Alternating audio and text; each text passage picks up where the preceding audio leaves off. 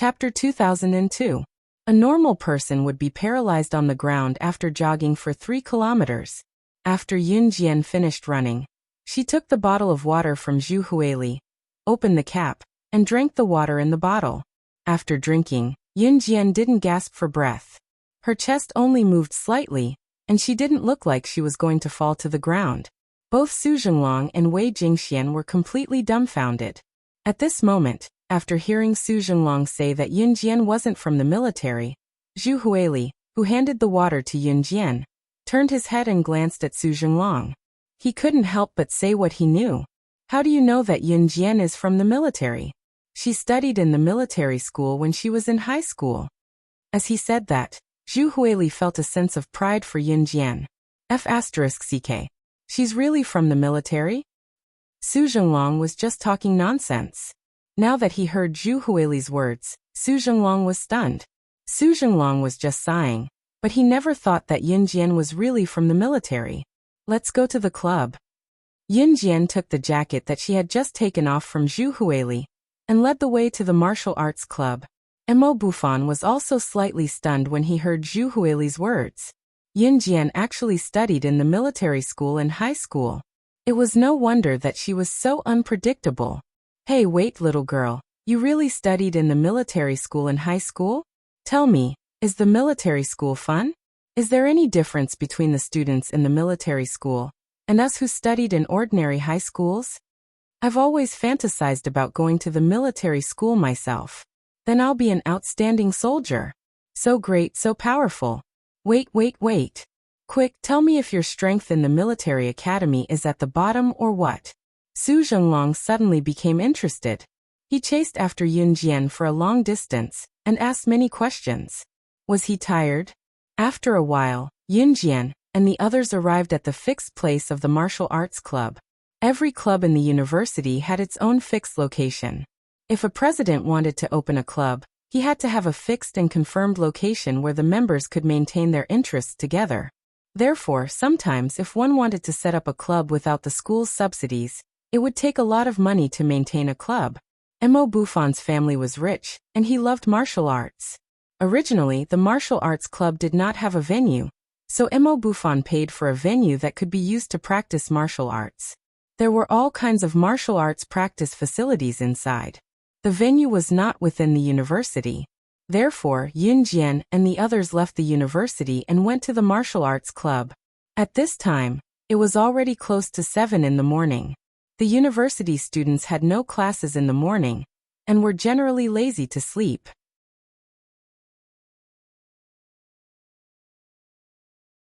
However, Mo Bufan requested for the members of the martial arts club to gather at the martial arts club at 6:30 every day. Therefore, no matter how sleepy they were, the members of the martial arts club had already gathered at the martial arts club's training ground. Zhu Huili did not come with them. She had an early class in the morning and had already returned to her dormitory. Before she left, she greeted Yun Jian. At this time, Yun Jian had already taken the lead and walked into the martial arts club's venue. However, what entered her eyes was a mess on the ground. Many things had been overturned. The garbage and the trash cans had been dumped on the ground, and some benches and chairs had been overturned. At this time, the martial arts club's venue should have been filled with members of the martial arts club, but only 1 or 2 girls were still standing there. When Yun Jian saw this, she frowned. What's going on? When Yun Jian had just become the president of the martial arts club, the members of the martial arts club did not welcome her. Although they did not say anything, all the members had given her a dirty look. They rolled their eyes at her while hiding in the dark. At this moment, the 2 girls standing in the same place were obviously frightened by what had happened not long ago. When they saw Yun Jian and Mo Bufan, it was as if they had seen a life-saving straw. They rushed towards Yun Jian and Mo Bufan in large strides. The martial arts club of Dragon City University next door is causing trouble again. When they heard that our club changed to a girl as the president, they ridiculed us with all kinds of words and said a lot of unacceptable things. Just now, Zhou Huntao quarreled with the people of Dragon City University's martial arts club. The people of Dragon City University's martial arts club began to overturn our tables and chairs. They even injured Zhou Huntao. Now they sent him to the hospital.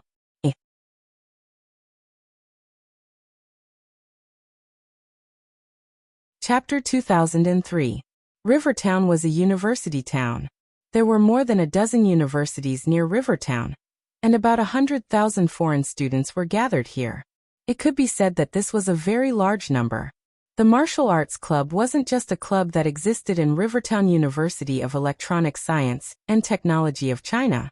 The Dragon City University that the girl was talking about had a martial arts club. In order to make his club sound more famous, the club's president even named their club Green Bull Gang. This name sounded a bit like the name of a gang, but in fact it wasn't. Green Bull Gang was different from gangs like Falcon Hall. Green Bull Gang was just a martial arts club in a regular university. However, with the name of Green Bull Gang, the members of Dragon City University's martial arts club felt that it was very impressive. Green Bull Gang and Mo Buffon's martial arts club had been mortal enemies since last year and the year before. To put it bluntly, it was either you die or I die. Green Bull Gang had been quiet for 2 days, but they didn't expect that in just a few days, the president of Green Bull Gang heard that Mo Buffon's martial arts club had a new president and couldn't sit still anymore. Coincidentally, Mo Buffon and Yin Jian weren't in the martial arts club. Zhou Huntao's personality was quite fierce, so he had a conflict with Green Bull Gang and was sent to the hospital. Outside the hospital's emergency room, Zhou Huntao's head was injured and he had a slight concussion. He had been sent to the ward and needed to be hospitalized for recuperation. *CK those bastards from Green Bull Gang. They really think they're Green Bulls. I can't take it anymore. I must take revenge for Huntao. Some boys were so angry that they wanted to rush to Green Bull Gang's territory alone. Wait.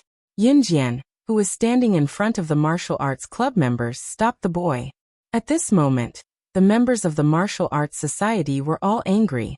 They were even prepared to fight to the death with the Green Bull Gang. After hearing Yin Jian's words, the boy frowned and said bluntly to Yin Jian, I didn't agree with you being the president. Now that Huntao is like this, don't you want me to take revenge on Green Bull Gang? A woman like you is really not suitable to be a member of our martial arts club. Before the boy could finish, Yin Jian asked coldly, Where's the Green Ox Gang?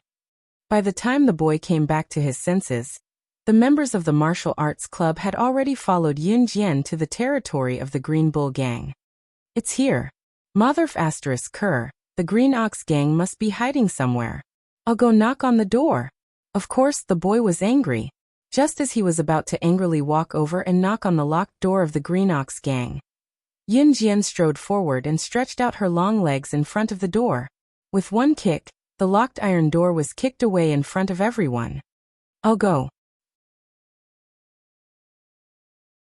Seeing Yin Jian kick the locked iron door away, Mo Buffon's brothers Su Jinglong and Wei Jingxian, and the members of the martial arts club all gasped in shock.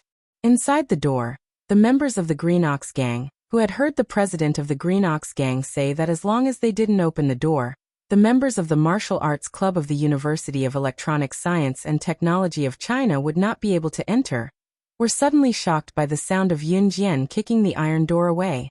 When they turned around, they saw a pair of white flats in front of everyone. What they saw was an 18-year-old girl who was 165 meters tall, and so beautiful that she could make people forget to breathe.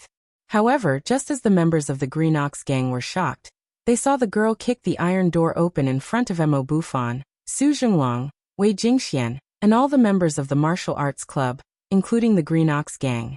They saw her kick the iron door that had been uprooted and kicked to the ground. She kicked the iron door more than 10 meters away, and hit the head of a boy from the Green Ox Gang. This boy was the president of the Green Ox Gang, Wu Run, who had sent Zhou Huntao to the hospital. Wu Run was hit hard by the iron door, and couldn't get up for a long time. President! President! The members of the Green Ox Gang shouted in horror when they saw their president being hit by the iron door. Yin Jian originally guessed that this boy was most likely the president of the Green Ox Gang. Now that she heard the way the members of the Green Ox Gang addressed the boy, she was immediately sure. She calmly took 2 steps toward Wu Run. Then, in front of all the members of the 2 martial arts clubs, she curled her lips into a red arc that made people unconsciously afraid. She curled her lips and sneered at Wu Run. The president of the Green Ox Gang, right? I don't care how the president of our martial arts club dealt with this kind of thing before, but today the president of the martial arts club is me. Prepare to receive the baptism of death. A.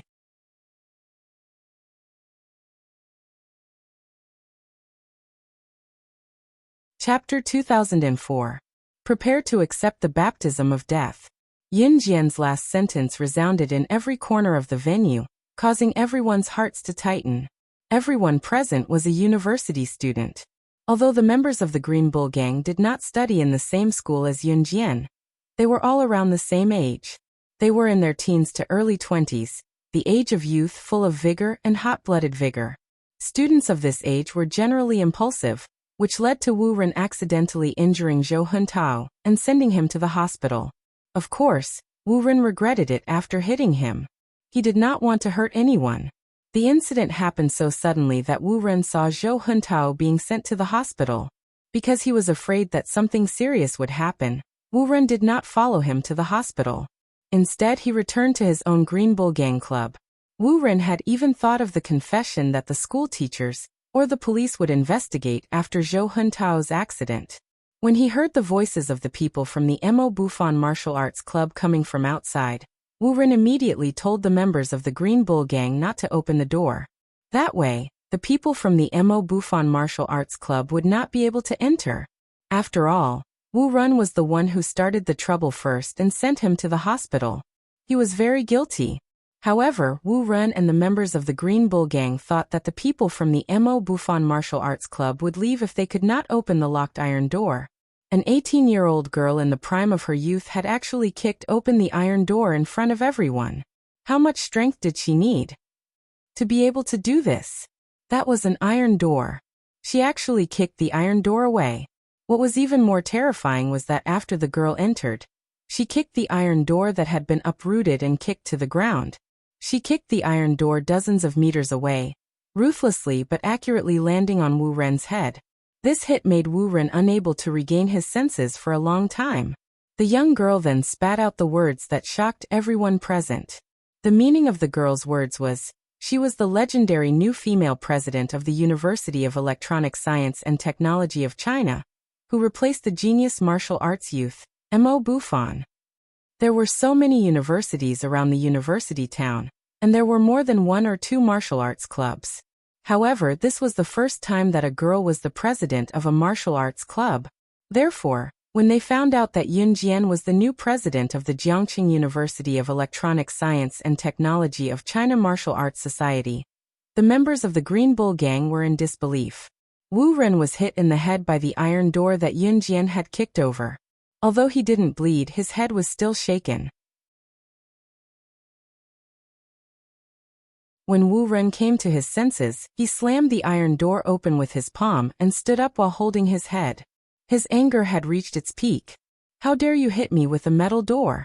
You, a girl, actually dared to smash me with an iron door. How dare you speak to me in such a tone? Don't you know that your martial arts club has always been defeated by my Green Bull Gang? Moreover, the martial arts club is the territory of the boys. You're a girl. I don't know what means you used to become the president of the martial arts club. She couldn't have committed adultery with Mo Bufan, right? Oh, or are you using the methods that you girls are used to using your body to gain benefits? Or did you sleep with a school leader from the University of Electronic Science and Technology of China and force him to give you the position of club president? TSK, did you forget that I sent Zhou Huntao to the hospital? How dare you come here to court death? Do you want me to send you all to the hospital one by one? The martial arts club that Mo Bufan had led in the past had never been a match for Wu Ren's Green Bull Gang in the past. This was an indisputable fact. At the same time, the members of Mo Bufan's martial arts club hated hearing such words the most. Not long ago, Wu Ren had used these extremely vicious words to force Zhou Huntao to fight with Wu Ren. In the end, Zhou Huntao was injured. Wu Ren, you're courting death. A boy standing next to Mo Bufan heard Wu Ren's words and clenched his fists in anger. He was about to rush towards Wu Ren. However, the boy didn't have time to rush towards Wu Ren. He saw an afterimage that was faster and more agile than the boy. at a speed that couldn't be seen by the naked eye. She had already arrived in front of Wu Ren. Wu Ren was still mocking Yun Jian, but in the next second his expression changed. Yun Jian, who was more than 10 meters away from him, was already right in front of him. Wu Ren was shocked. He reached out his hand and wanted to fight back. However, Yun Jian suddenly grabbed the air and a butterfly knife appeared in her hand. Then a dazzling knife light flashed past. Everyone saw that after Yun Jian cut Wu Ren a few times with the butterfly knife, Wu Ren reached out to snatch the butterfly knife from her hand. Yun Jian was as calm as ever. She dodged to the left in front of everyone. At the same time, she kicked Wu Ren's back to the ground. Then, she kicked Wu Ren like a rubber ball and sent him flying in front of the Green Bull gang members. Yun Jian only used 5 seconds to do this series of actions. At that moment, a scene that left everyone dumbfounded happened. Wu Ren, who was kicked in front of the Green Bull gang members, had his clothes pieced together like rags. At the same time, they were torn apart. Other than his underwear, the rest of Wu Ren's clothes were torn apart like a rag. Her few slashes just now, that seemingly weak saber technique had directly cut through Wu Ren's clothes. That knife was as fast as numbness. If she had used a little more strength, it wouldn't have been Wu Ren's clothes that were torn apart. The people present didn't dare to think about it anymore. At that time, everyone, including the Green Bull gang members, Mo Bufan, and Mo Bufan's brothers, Su Zhenglong and Wei Jingxian, were all in a daze. However, at that moment, Yun Jian put away her knife. In the next second, they heard her cold voice again. Unlike before, Yun Jian's voice made people tremble in fear for no reason. She said to everyone in the Green Bull gang, "In the past, the martial arts club lost to you because they were useless. I have nothing to say. Now that the martial arts club is in my hands, let me tell you, no matter how powerful the Green Bull gang was in the past, I, Yun Jian, can send you to hell."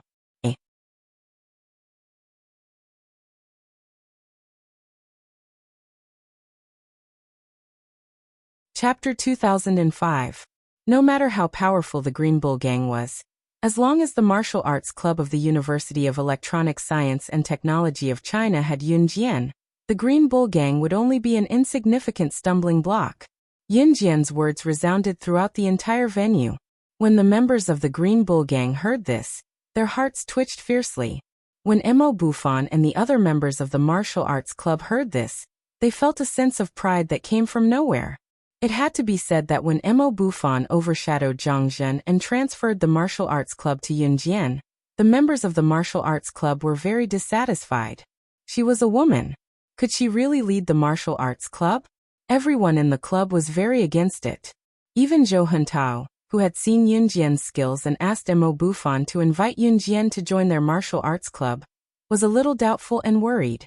But at this moment, after hearing Yun Jian's words and Yun Jian's way of venting her anger, what she did just now was even more ruthless than directly sending Wu Ren to the hospital.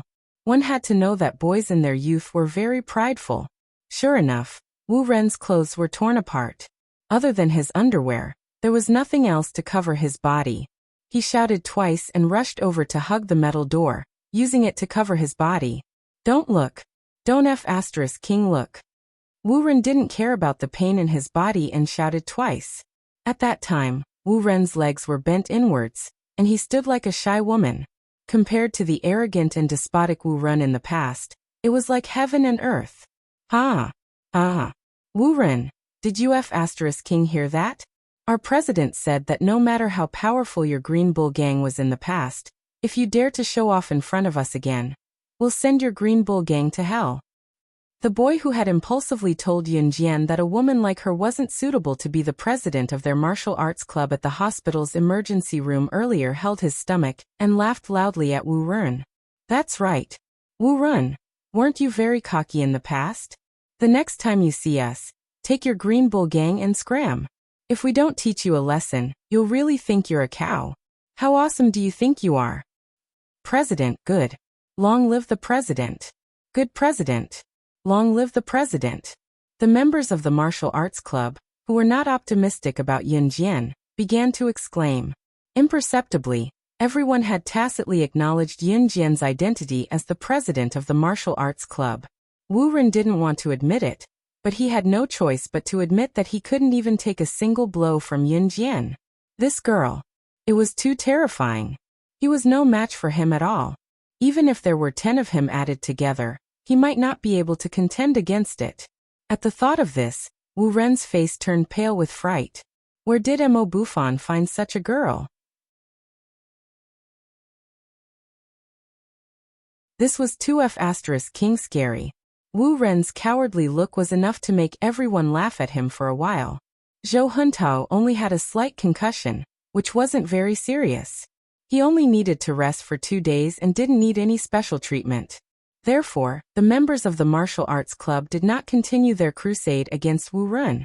They only unanimously decided to inform the school and let Wu Ren's university punish him. Wu Ren couldn't even protect himself. So no one from the Green Bull Gang dared to say another word.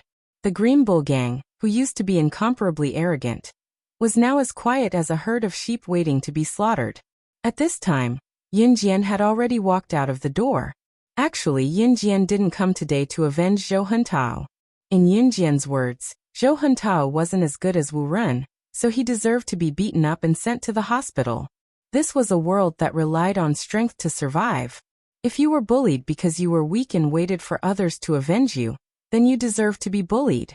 Yun Jian's main purpose for coming here was to make an oath. Since the martial arts club was taken over by Yun Jian, then no one should think of touching the martial arts club because the martial arts club's backer was her. Just as the members of the martial arts club were feeling proud of Yun Jian's strength, Yun Jian, who was about to leave the Green Bull Gang, suddenly stopped and turned around in front of everyone. When the Green Bull Gang saw this, they thought that Yun Jian was going to make a move on them again. They were so scared that they almost found a corner to hide in. The members of the martial arts club were a little proud. Even Su Jinglong and Wei Jingxian, who weren't members of the martial arts club, were infected by the atmosphere and felt a little proud. At this time, Yun Jian cast a sidelong glance at all the members of the martial arts club in front of everyone. She said with a cold face, not allowing anyone to refute her. Tomorrow at 4:50 a.m., gather at the school field. From tomorrow onwards, everyone will receive training. I'll make it clear in advance that there are no useless people in the martial arts club. If you can't take it, then leave now.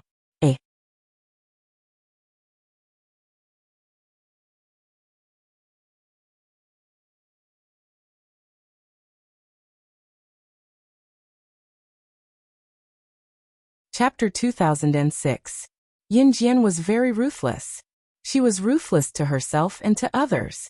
She would be ruthless when she should be ruthless and cripple when she should be crippled. She would not stay for a second longer than necessary. It was even more impossible for her to persuade those who wanted to leave to stay. Those who were willing would stay, and those who were unwilling would leave on their own. This was Yun Jian's principle. Yun Jian hated people who quit midway the most. If you wanted to do something, you had to do it from the beginning to the end. If you chose to leave midway, she would rather that the other party had never chosen to persist. The overall strength of the Wushu Club was too weak, and there were only a few powerful members. Therefore, when Wu Ren and the others bullied Zhou Huntao, he would only end up in the hospital. Since the Wushu Club was now in her hands, she would never allow such a thing to happen. Therefore, Yun Jian planned to train the members of the Wushu Club. Of course, Yun Jian had already made it very clear that those who could not accept it would leave immediately. Do not cower midway. Those who cowered midway were more disgusting to Yun Jian than those who quit from the beginning. When Mo Bufan heard Yun Jian's words, he knew that Yun Jian was going to help him improve the strength of the Wushu Club. Mo Bufan was delighted. Before the members of the Wushu Club could react, he shouted in front of everyone, "We pledge our lives to follow the new president." When Mo Bufan shouted, the members of the Wushu Club immediately reacted. "We pledge our lives to follow the new president. We pledge our lives to follow the new president." At this moment, the members of the Wushu Club shouted together with Mo Bufan. For a moment, the shouts resounded through the entire venue. After witnessing Yun Jian's skills and seeing the arrogant and despotic Wu Ren cowering like a turtle, everyone present had a moment of desire. They also wanted to become stronger. None of the members of the Wushu Club retreated. Even the girls who joined the Wushu club initially to get close to Mo Bufan now wanted to become stronger like Yun Jian. Of course, the person standing here at this moment was not the senior who had a grudge with Yun Jian at the entrance of the cafeteria, Kai Huiling. Kai Huiling had lost all her face. She had been on leave for a few days and hadn't come to school. Now all the members of the martial arts club regarded Yun Jian as their role model. Seeing this, Yun Jian curled her lips slightly. She showed the side of her beautiful body to the crowd, and her lips curled up again. She left behind a sentence that shocked everyone present. See you tomorrow at 4:50 a.m. on the sports field. After saying that, Yun Jian turned sideways and left first. Even after Yun Jian left, Su Zhenglong, who was deeply attracted to Yun Jian, still looked at the place where Yun Jian disappeared in shock and sighed. Oh my God! As expected of someone who had studied in the military academy and high school, he was 2F** King Awesome. This aura. Don't be too strong. Su Zhenglong's words were full of admiration. His words shocked everyone in the martial arts society, Wu Run and the Green Bull Gang. What? Did she go to a military school in high school? For a girl like her to be able to enter a military school for boys, she's really amazing. No wonder he is so strong. Everyone was talking about it. However, at that time, the members of the martial arts society and the Green Bull Gang did not know one thing. Not only did Yun Jian study in a military school, she was also the top student in Min City's military school. Team Monarch, slashing God herself. Zhu Huili's morning class was also considered a morning class for the club, so she left early. Zhu Huili liked to draw, so she joined the art club before Yun Jian joined the martial arts society. Yun Jian and Zhu Huili were in the same class, so they did not have any classes in the morning. There was a Chinese class in the afternoon. There were very few classes in the university. There were at most 2 classes a day, and the weekend was a break. A class was about 2 hours long, so they just had to get to the classroom before class started. For the Chinese class in the afternoon, some students skipped class and did not come. Yun Jian and Zhu Huili came to class on time, and ended class on time. The class started at 1:30 in the afternoon, and ended at 3:30. Yun Jian and Zhu Huili stood up, and were about to return to their dormitory when they were stopped by their class monitor. Rather than being stopped, it was more accurate to say that the entire class was stopped by the class monitor. The class monitor in the university usually left everything to the class monitor, and rarely came to the classroom. The number of times a student could see the class monitor in a semester could be counted on one hand. Students would usually look for the class monitor if they needed help. The class monitor of Yun Jian's freshman computer science class 13 was a tall and skinny boy with average looks. The boy held a statistics sheet in his hand. After calling out to the class, he announced his plan. I applied to borrow the school's gymnasium this morning. I'm planning to have a small freshman party tonight. We'll play games and get to know each other. Is that okay? A.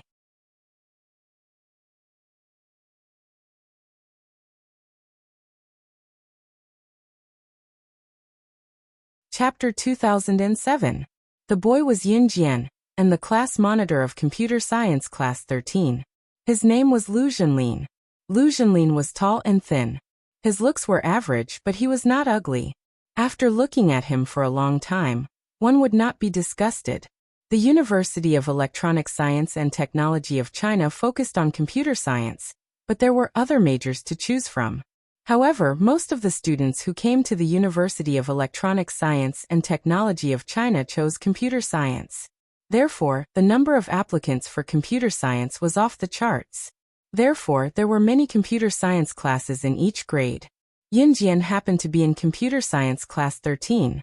Class activities in the university were managed and organized by the class monitor and the class committee. At this time, some girls in the class were eager to join in after hearing the class monitor, Lu Zhenlin. New student fellowship party? Class monitor, can we bring our friends from other classes to join in? It's so boring if it's just our class. That's right. My boyfriend is a student from the school next door. It'll be great if we can all join in the new student fellowship party. Yes. Class monitor, you can make the decision. When Lu Zhenlin heard this, he acquiesced. At 5:30 p.m., the students in our class will come over after dinner. Organize the scene. When the students heard this, they all nodded. After saying this, Lu Jinlin dismissed everyone. The other students in the class were quite obedient, except for Yun Jian's other two roommates, Miao Li and Shi Xiujuan. Miao Li and Shi Xiujuan skipped classes every day and almost did not come to the classroom. University was different from junior high and high school. University teachers did not remember people. They only cared about their attendance and would leave after class. Miao Li and Shi Xiujuan would ask someone to help them announce their attendance every day. Naturally, the teachers would not notice. At 5:30 p.m., Yun Jian and Zhu Huili came to the school gymnasium on time. At this time, there were a few tables in the gymnasium. As the class monitor, Lu Jinlin was organizing the students to blow up balloons. When he saw Yun Jian and Zhu Huili coming over, he asked Yun Jian and Zhu Huili to help. Phew. Huff. Zhu Huili's lung capacity was big, so he could blow one in one breath. Yun Jian also bragged a few times. At 6 o'clock in the evening, the freshman computer class 13's freshman fellowship party officially began. Other than the students in the same class, nearly half of the students were from other classes or other schools. Actually, the new student association was just for everyone to get to know each other and play games together. That was all. Ah. Look, the campus beau of Dongfang University. He was too handsome. He's even more handsome than the most popular guy in our school. That's Song Yu. School hunk song. Why is campus hunk song here? Ah.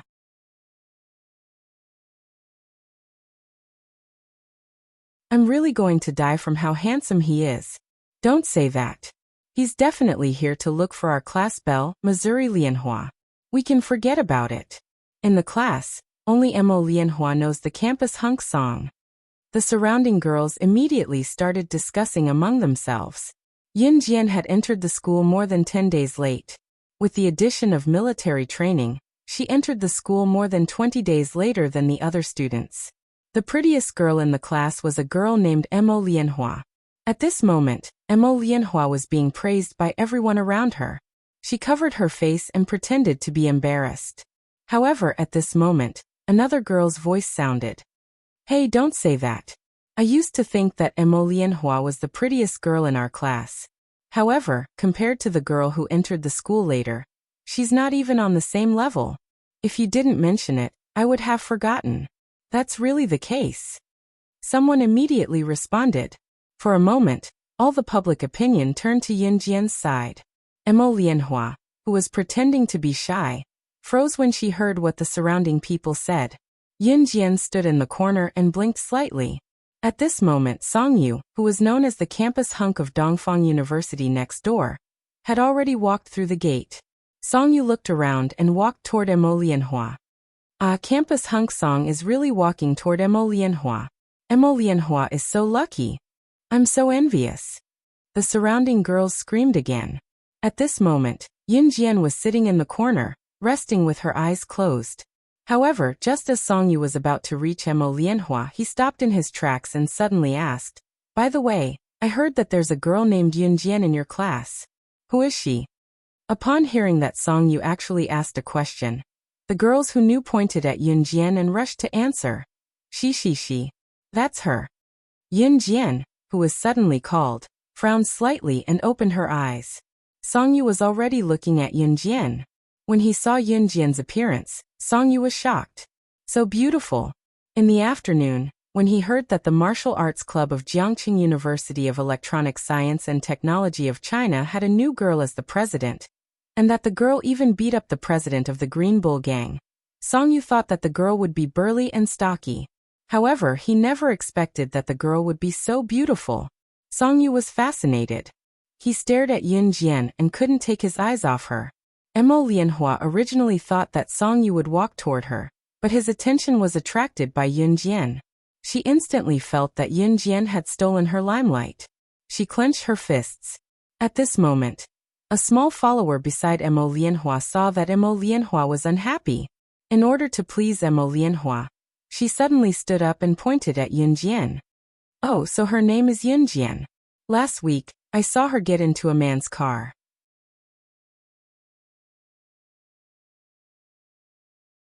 That car was an expensive Lamborghini. I didn't see the man clearly, but I guess he's quite old. Because her clothes didn't match that sports car, I took a second look. That man seemed to be touching her in the car.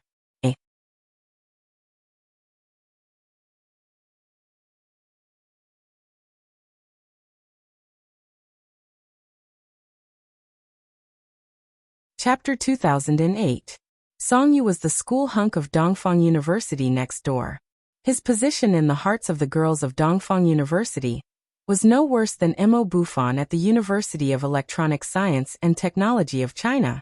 Song-yu had also suddenly heard this afternoon that Mo Bufan's position as the president of the martial arts club at the University of Electronic Science and Technology of China had been taken away by a girl. Young men and women in university had a lot of free time because they didn't have much to do in university. They relied on self-study and self-study. Therefore, even the slightest movement of the grass in the wind could be spread out like a rocket. Mo Bufan was the default school hunk of the University of Electronic Science and Technology of China. His martial arts club was his symbol. Now, Mo Bufan had actually given up his martial arts club to someone else, and the other party was a girl. This matter had not only spread throughout the University of Electronic Science and Technology of China, but even the students of the surrounding universities had also heard the news. This morning, the news of Yun Jian bringing people from the martial arts club to the Green Bull Gang's territory and beating up the gang's president, Wu Run, had spread. Even more so, a huge wave was swept up. Song-yu's connections extended in all directions. This matter had long been heard of. Today, Mo Lianhua had invited Song-yu to attend her freshman computer class 13's freshman fellowship party. Song-yu had originally wanted to walk towards Mo Lianhua when he entered the gymnasium. However, he suddenly remembered that the famous new president of the martial arts club, the girl named Yun Jian, was also in freshman computer class 13. Therefore, out of curiosity, he asked. He had thought that Yun Jian was fat and strong, but Song-yu had never expected her to be so beautiful. Mo Lianhua had been the school's campus belle since junior high school. In high school and university, she had always been praised for her beauty. However, just now, her limelight had actually been stolen by this new student from her class. She couldn't accept it. Mo Lianhua was about to speak when the little follower standing next to Mo Lianhua said those words in order to please Mo Lianhua. After hearing what the little follower next to Mo Lianhua said, the noisy scene instantly fell silent. Yun Jian wasn't dressed badly, but she wasn't wearing branded clothes. She gave people the impression that her family background wasn't bad, but it couldn't be that good either. What Mo Lianhua's sidekick said wasn't it a roundabout way of saying that Yun Jian was kept by an old man. This made some of the boys who were originally interested in Yun Jian look at her in a different light. Nonsense. Are you talking about the Mid-Autumn Festival last week? I went home with Yun Jian that day. Don't slander me. Although Zhu Huili was chubby, she was still the first to stand up for Yun Jian and confront Mo Lianhua's sidekick angrily. Didn't you get separated from her at the gate? I saw it with my own eyes. She got into a Lamborghini sports car. The man in the car seems to be quite old. Mo Lianhua's lackey replied. In fact, she didn't see how the man driving the Lamborghini looked like or whether he was young. She only saw Yun Jian get into a Lamborghini sports car. Zhu Huili was an honest and down-to-earth person. She did get separated from Yun Jian at the gate. This was true. Therefore, after hearing what Mo Lianhua's sidekick said, Zhu Huili opened her mouth but couldn't say anything to refute. She didn't know what happened later.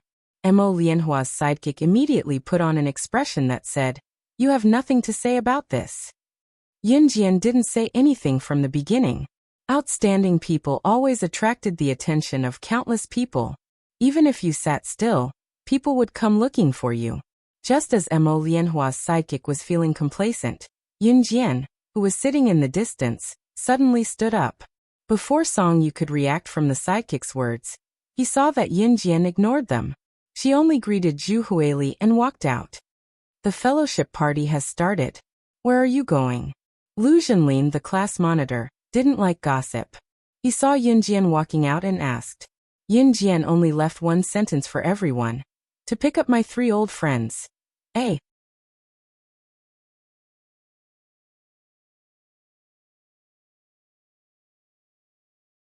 Chapter 2009. As soon as she finished speaking, Yunjian's figure had already disappeared from everyone's sight. She didn't say anything and didn't explain anything. She left midway. Then you have to come back quickly. Our class's social gathering is about to begin. Class monitor Lu Jinlin saw Yunjian walk out of the gymnasium. He put his hands by his mouth and shouted in the direction where Yunjian had left. At that time, Yunjian had already walked far away. Class monitor. Why do you care about that woman who sells her body for money? I think she might be some old man's mistress. I already said it out loud, but she didn't dare to refute because that's the truth. That's why she ran away. Mo Lianhua's sidekick looked in the direction where Yunjian had left and said a few words angrily. Mo Lianhua's sidekick was called Pan Qian. Pan Qian was Mo Lianhua's #1 sidekick. She usually stirred up trouble with Mo Lianhua and bullied many girls. At this time, Mo Lianhua stood up and walked toward Songyu. Then she held Songyu's hand in front of everyone. You. Why didn't you greet me immediately when you came? Mo Lianhua said shyly. I was curious about the new president of your school's martial arts club. Songyu, who had just reacted when Yunjian left, pretended that he hadn't noticed Yunjian. He scratched his head and let Mo Lianhua hold his hand as he spoke. However, it was quite disappointing. Thinking about how such a beautiful woman was being kept as a mistress by an old man and being pressed under him every day. Songyu shook his head. Sure enough, girls like Yunjian could be played in bed, but they weren't suitable to be someone to spend the rest of their life with. Obviously, Yunjian didn't explain. Everyone thought that Yunjian was really being kept as a mistress by an old man, as Pan Qian said. Only Zhu Huili still believed in Yunjian. However, she couldn't produce any evidence. At this time, Yunjian had just walked out of the gymnasium and was walking toward the school gate while everyone was talking about her. She had just received a message saying that the 3 team leaders of the Wuxia mercenaries had arrived in Jiangqing City. They were now at the entrance of the University of Electronic Science and Technology of China. Yunjian walked over quickly and saw 3 familiar figures standing at the entrance of the University of Rivertown. The words University of Electronic Science and Technology of China were engraved on the school monument. There were also some students entering and leaving the school. It was very common to see foreigners in the university. Because there were many foreign students in the university, as long as you walked in the university town, you would see a few foreigners who were talking in a foreign language you didn't understand from time to time.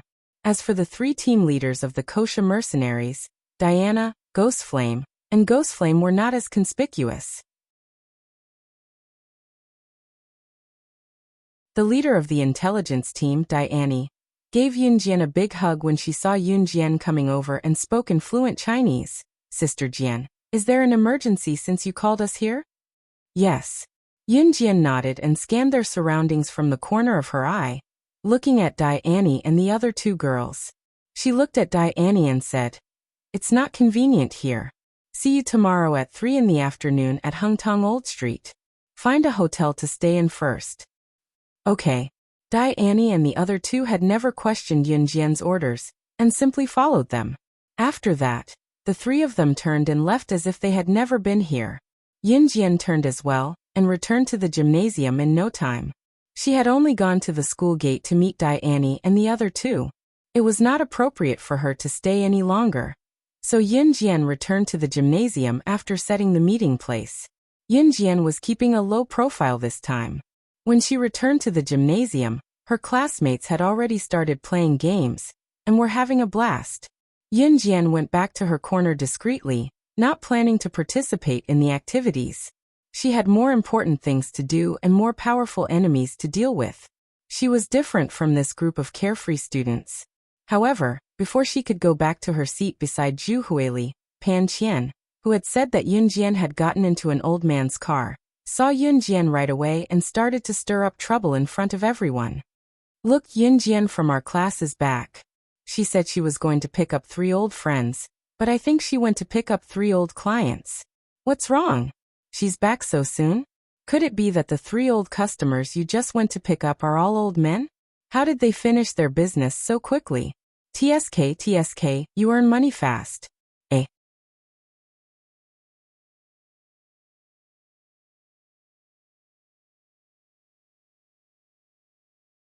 Chapter 2010.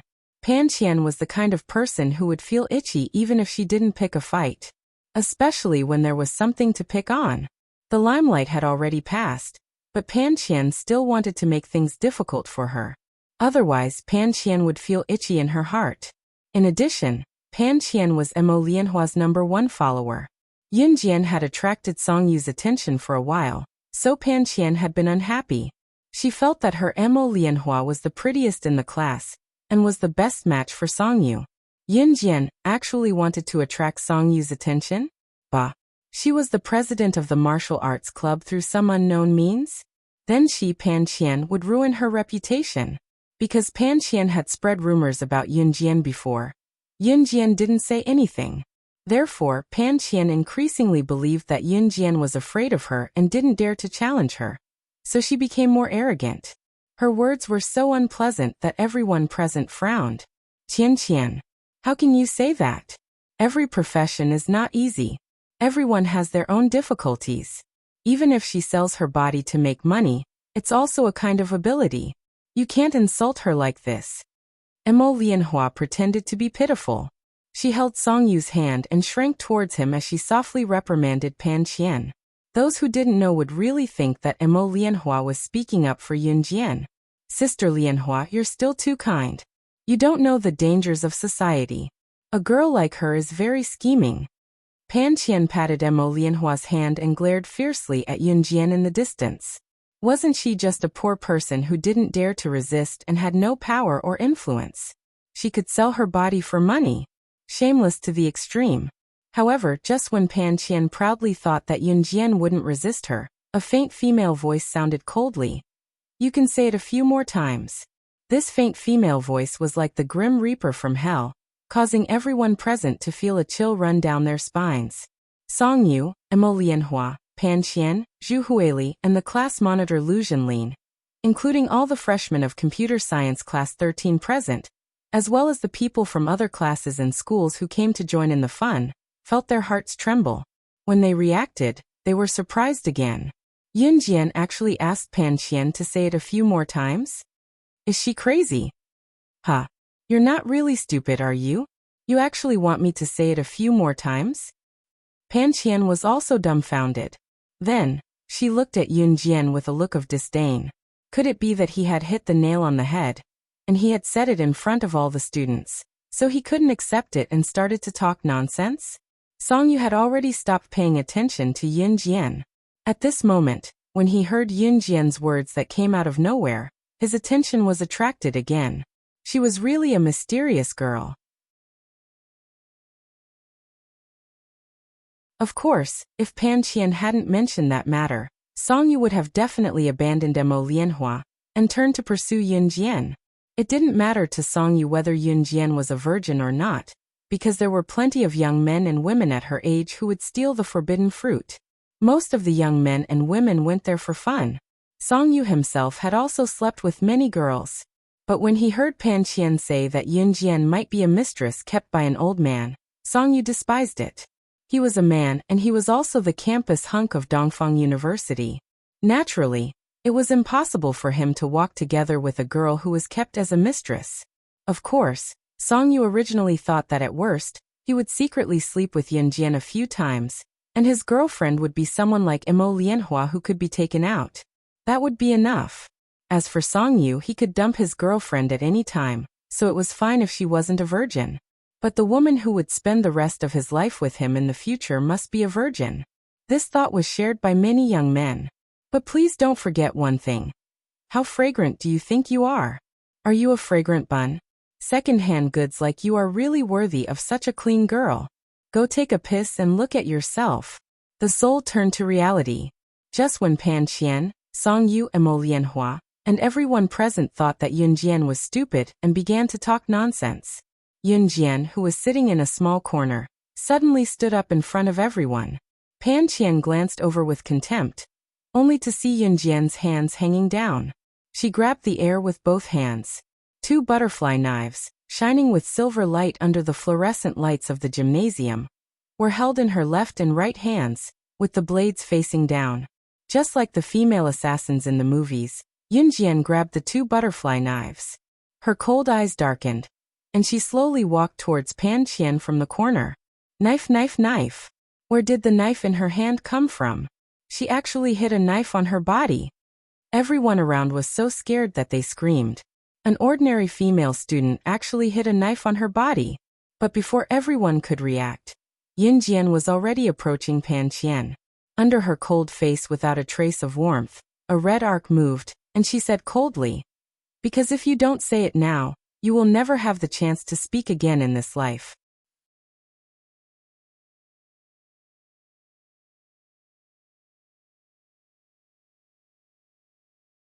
Chapter 2011. Imagine a female university student participating in a social gathering organized by her class. Suddenly, 2 butterfly knives appeared in her hands out of nowhere.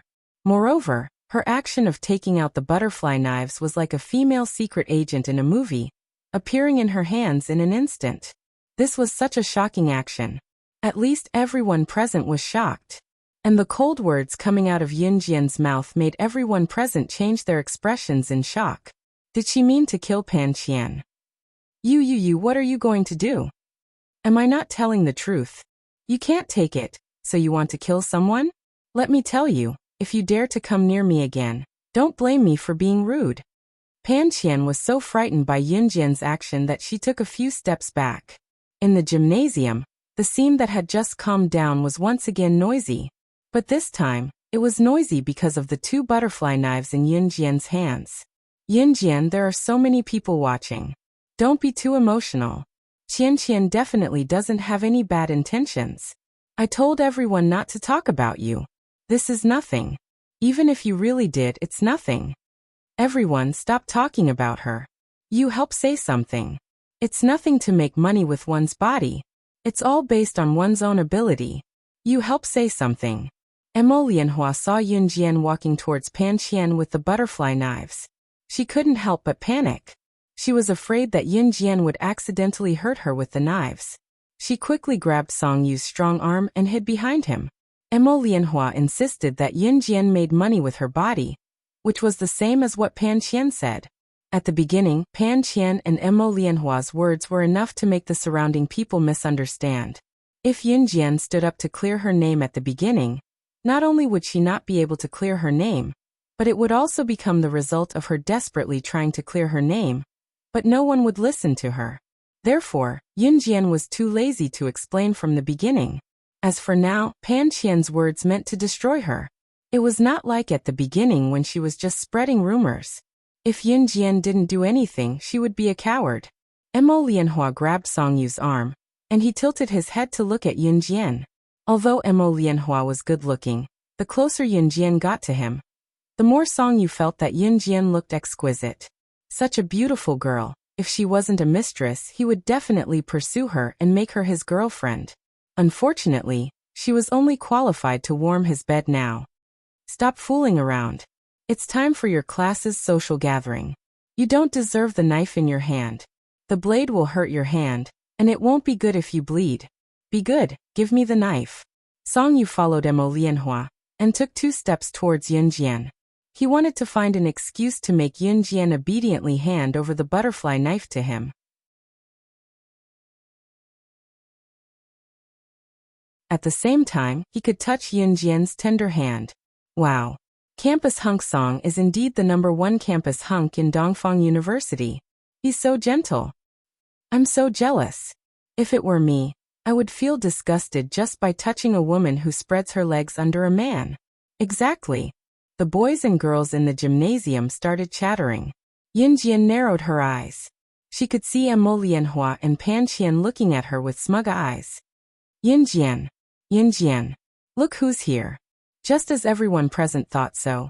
And Emo Lianhua and Pan Qian were looking at Yunjian with a scheming expression. A male voice came from outside the gymnasium. Everyone present looked towards the door. They saw Emo Bufan leading 6 figures that Yunjian was familiar with through the door and walking towards her. When she saw the 6 people, Yin Jian's eyes narrowed even more. However, just as Mo Lianhua, Pan Qian, Song Yu, and everyone else present thought that Yun Jian was just putting on an act by holding the butterfly knife, and that she was just a woman who sold her body under a man, Mo Bufan led the 6 of them to Yun Jian. His exclamation was heard in front of everyone. "You're the one who's going to die." "Good. Yun Jian, you're not a good brother. You didn't tell us before. I bumped into them at the school gate just now. They said they were looking for you, so I brought them over. I only found out after chatting with them. At first, I thought you were just a high school student who went to military school. I didn't expect you to be the famous Advanced Special Forces soldier from 2 years ago, the killing god of Team Monarch. You were once known as the undefeated legend of the military."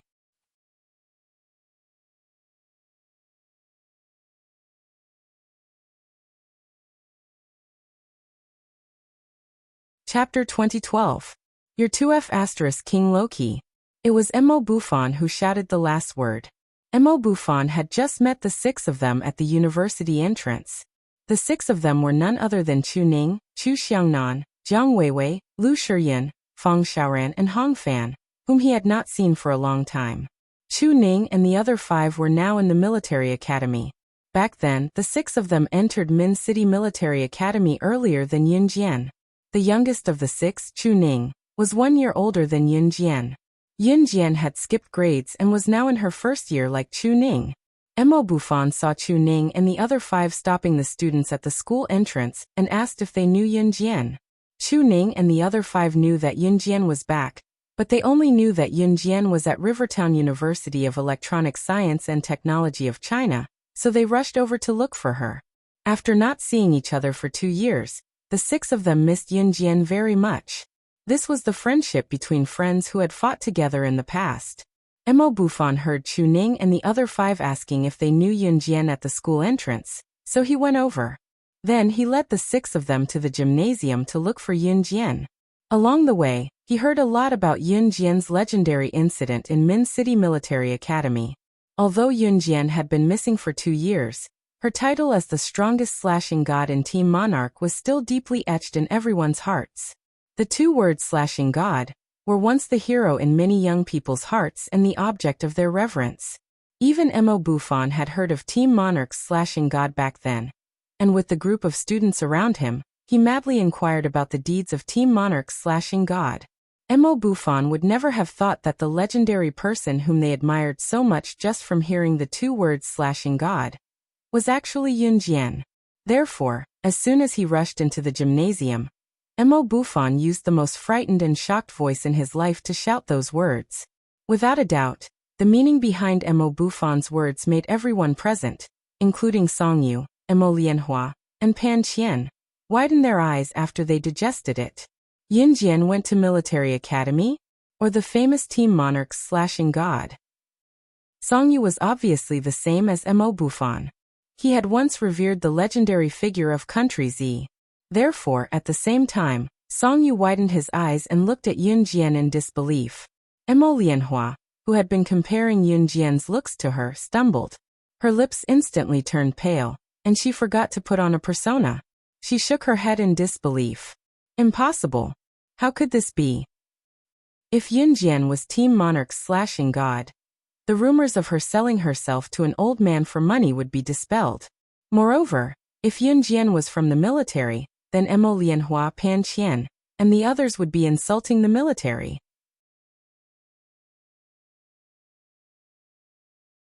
If Yun Jian wanted to pursue the matter, then everyone at the scene, including freshman computer science class 13, as well as students from other classes or schools who came to join in the fun, were shocked.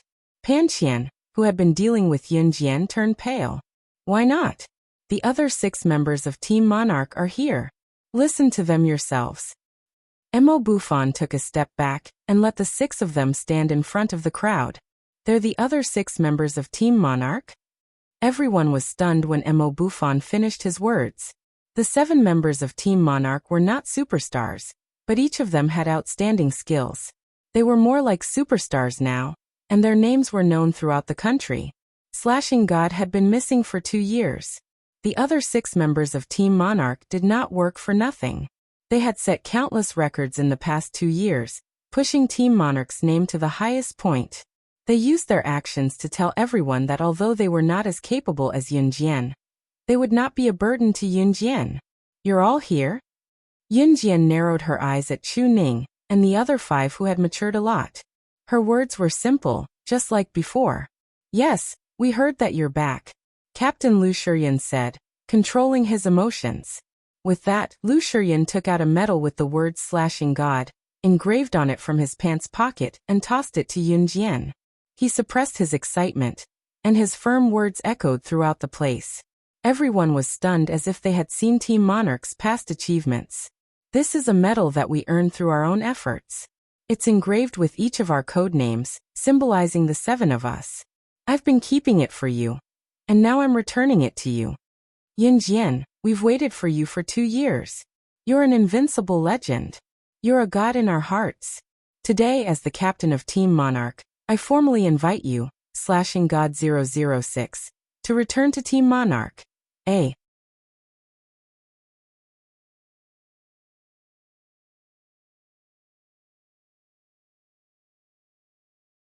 Chapter 2013. Shi Yunjian was never someone who would not talk back after being insulted. Thus, after Hong Junhua finished speaking, Yunjian immediately followed up. Yunjian's nonchalance was tinged with a sense of dread. Hong Junhua was stunned. Chen Yilan and Hong Taishan were also stunned. What do you mean by that? After cursing your own mother, you're now cursing my daughter? Chen Yilan was eager to protect her daughter. When she heard Yunjian's words, she was furious and immediately slammed the table and stood up. Chen Yilan was a typical village girl. Even after marrying Hong Taishan, who later became rich, she still had the poverty in her bones. When the people around heard this, an old woman who used to know the deceased Lu Lanhua quickly stood up and said to Chen Yilan, Hey, what are you doing? Yelling and screaming before Lu Lanhua is buried. You're the unfortunate one. Ba. Let the bad ones go. Good luck is coming, good luck is coming. The old woman was obviously very superstitious. She clasped her hands together and prayed left and right as she mumbled something. After hearing the old woman's words, Chen Yilan was still angry. She turned to look at Yunjian and glared at Yunjian. She said to Qin Yiru angrily, Daughters are meant to be daughters. Daughters are meant to be taken care of. Your daughter speaks rudely. When she goes out into society in the future, she will suffer a great loss. Those who don't know better will think that your daughter has no parents to raise her. Chen Yilan was the type of rich madam who fussed over every little thing. There was a shrewish streak in her bones that couldn't be reasoned with. Whenever someone said something she didn't like, she would scold them every time she looked at them. She was a typical commoner. Normally, after saying this, most people would stop talking and not say anything more.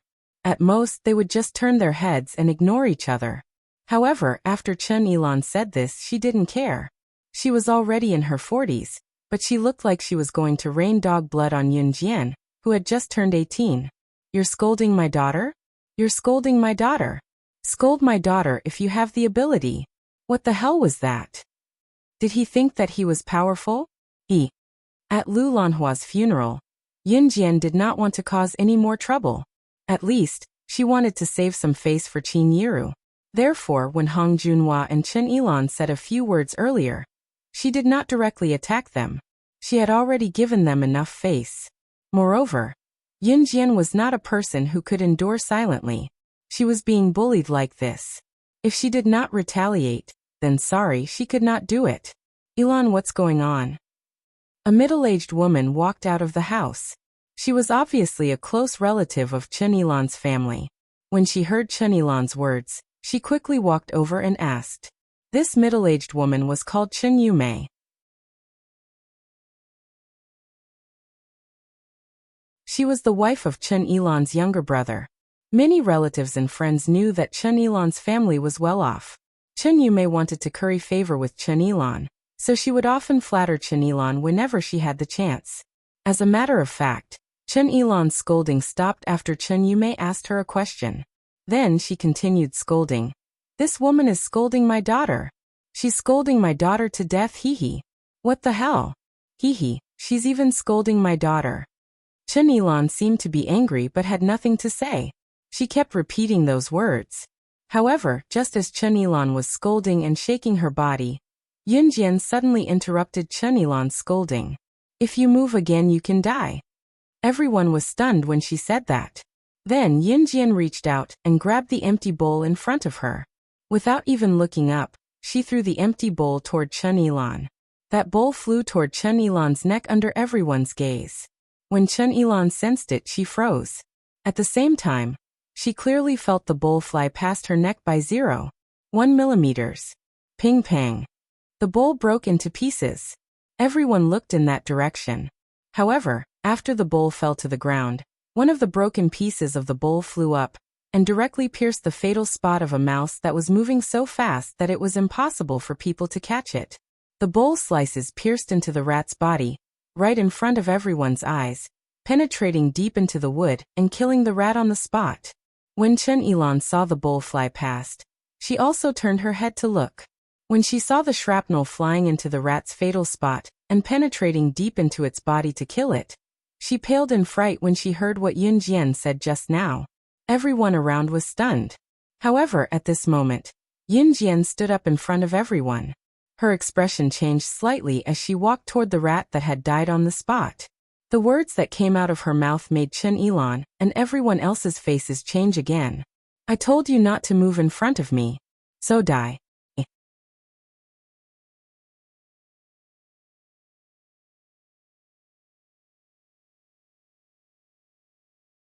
Chapter 2014. Pan Qian thought that it was just an ordinary sports car. However, Pan Qian did not expect the Lamborghini to be. That Lamborghini is a global limited edition?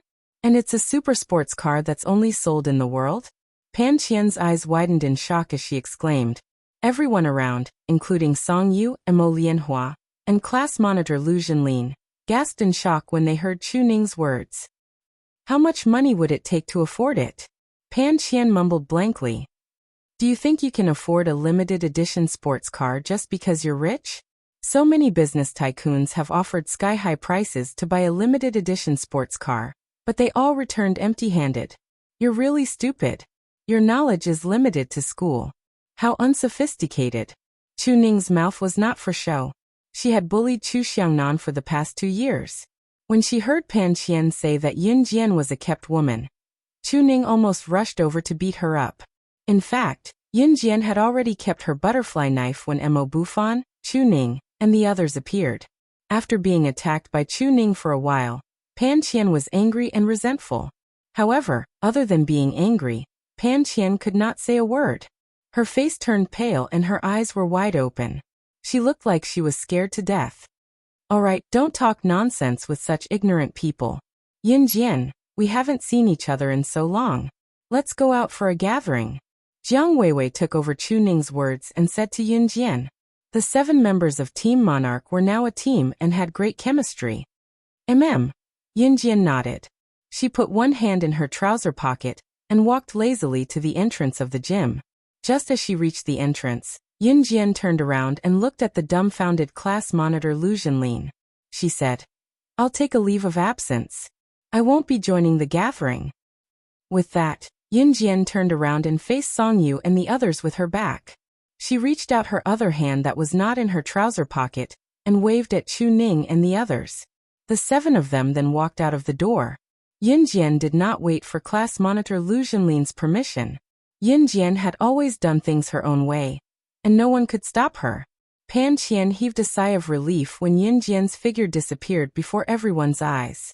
Then, she stared at the place where Yunjian disappeared and said fiercely, What's so great about having a rich boyfriend? Even if you have a rich boyfriend, your boyfriend will definitely be short, fat, ugly, short and fat. Why are you so cocky? Pan Qian suddenly shouted in the direction where Yunjian had left. Just like Brother Kai from the University of Electronic Science and Technology of China. His family was so rich that he could give girls gold necklaces and silver rings. But he was still an ugly man. God, everything is fair. Pan Qian thought that Yunjian's man was also an ugly man. Moreover, he was very fat and ugly. This kind of man was rich. Most of his money came from his family. Since he was young, he had raised himself to be fair and plump. He was so fat that one could not bear to look at him directly, and he especially liked to steal women. At the thought of this, Pan Qian felt that her envy towards Yun Jian's rich boyfriend had lessened by a lot. She wanted to find a handsome and rich man in the future. Qian, how many times have I told you? Why are you always like this? You can't curse people like that. It's immoral. Emma Lianhua saw that Yun Jian had left and returned to her innocent self. As she said that, Emma Lianhua leaned on Songyu. Don't you think so? Lianhua, you're still so kind.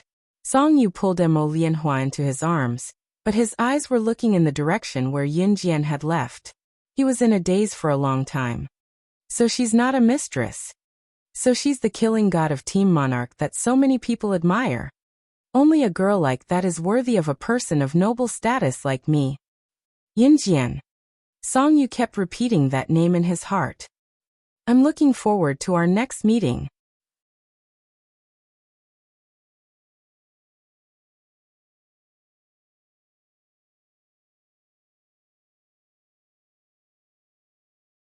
Chapter 2015. In the gymnasium, Songyu, Emma Lianhua, and Pan Qian each had their own thoughts. To the other students in Year 1 Computer Science Class 13, as well as students from other classes and schools. Although what happened just now was shocking, everyone went about their own business once the commotion was over. Under the organization of their class monitor, Lu Zhenlin, they continued to participate in the class gathering. It was undeniable that their class monitor, Lu Zhenlin, was very good at organizing. Soon the atmosphere of the event reached its peak again. What happened just now was like a farce that was quickly forgotten by everyone. Of course, after Yun Jian left, Zhu Huili was not alone. There were still many friendly girls in the class, except for a few who made others speechless. In short, other than Yun Jian, Zhu Huili made many friends as well. University girls were generally more normal and friendly. This was especially true for freshmen who had just enrolled. Everyone was in an unfamiliar environment and had no friends, so they would be very friendly to everyone in the class. It was only when they got along for a long time and had established friends that they would reveal their true nature. This was a person's instinct to protect themselves in an unfamiliar environment. Of course, the existence of girls like Emma Lianhua and Pan Qian could not be excluded. On the other hand, Yun Jian, Chu Ning, and the other 5 had arrived at a street of stalls near the University of Electronic Science and Technology of China. When they were in Min City Military Academy, Yun Jian would also go to the stalls and restaurants along the road with Chu Ning and the other 5. Although it was cool at night, walking along the bustling street where the breeze blew gently, choosing a stall with good food to sit down, and ordering a few meals to savor was a very ordinary but happy thing. The stalls were not exactly clean, but Yun Jian was only after this warm feeling. The 7 of them came to a handmade noodle shop on the street. Yun Jian ordered pickled vegetables and shredded pork noodles, while Chu Ning and the other 5 had ordered their favorite noodles. They were currently sitting on the temporary stalls and waiting for their turn. Yun Jian, or do you know you scared me to death? You went missing from the hunting school for 2 years straight away. I almost thought you were. I don't care, I don't care. I'll treat you this time. Next time, you have to treat me 3 or 4 times. Don't forget. Chu Ning tapped her clean chopsticks against the small bowl that she was planning to use to fill her noodles. Although Chu Ning's words sounded like she was trying to trick Yun Jian into giving her a treat, Yun Jian knew that she was just worried about her. Giving her a treat was just a lame excuse. Okay, I won't forget. Yun Jian looked at Chu Ning's beautiful face that was obviously relieved and smiled.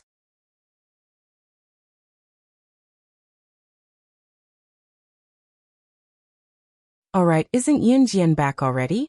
Chopsticks are for eating, not for knocking. If you knock like this, all the bacteria that you can't see will go into the bowl. Give me the chopsticks. Compared to 2 years ago, Chu Xiangnan was much calmer. He snatched the chopsticks from Chu Ning's hand and gave her a few instructions. It's none of your business. Chu Ning pursed her lips, looking like she did not mean what she said. These two are dating.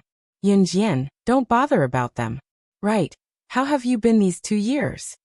Jiang Weiwei interrupted Chu Ning and Chu Xiangnan's conversation and asked Yunjian.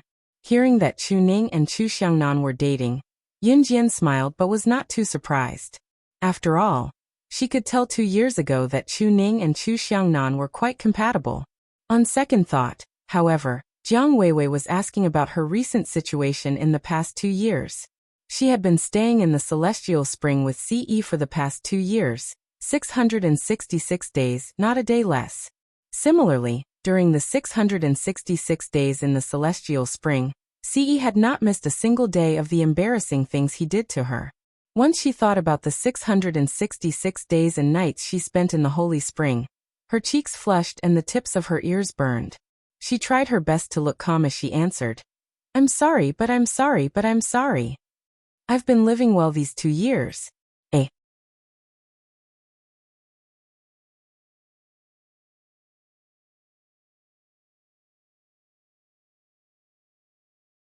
Chapter 2016. My Yunjian is amazing. How can she not be doing well? But Yunjian, why is your face so red? Are you having a fever? Chu Ning asked when she caught a glimpse of the redness on both sides of Yunjian's cheeks. Just like 2 years ago, Yunjian's hair was tied up in a high ponytail, and she was in high spirits. Since her rebirth, Yunjian's ponytail had never been cut short. Yunjian liked this style too. Her hair falling down affected her peripheral vision and alerted her surroundings. Her high ponytail tied her hair up high and her long hair flowed freely, giving her a relaxed and joyful feeling. However, there was one downside. Once her face flushed, there was no loose hair to cover the redness. Even her ears were exposed and her expression could be seen clearly. It's normal for a young lady to react this way. The stove at my house that cooks handmade noodles gives off a lot of heat. We're usually flushed when we come out of the kitchen. It's probably affected outside too. The restaurant owner came over with 2 bowls of piping hot pickled vegetables and shredded pork noodles that had just come out of the pot. He explained after hearing Chu Ning's words. As he spoke, he placed the 2 bowls of noodles on the table.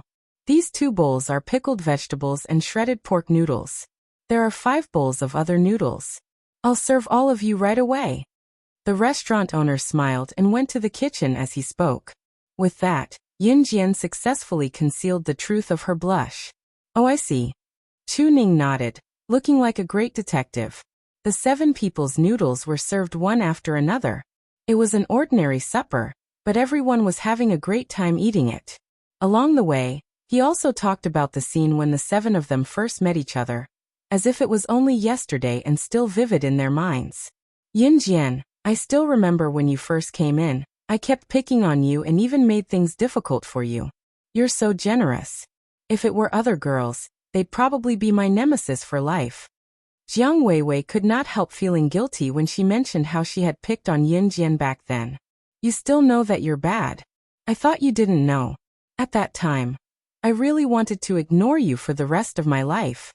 You're so arrogant. Chu Ning was filled with anger whenever she mentioned Jiang Weiwei. Why are you still talking to me then, Xiaoning? Jiang Weiwei pinched Chu Ning's cheeks and burst into laughter.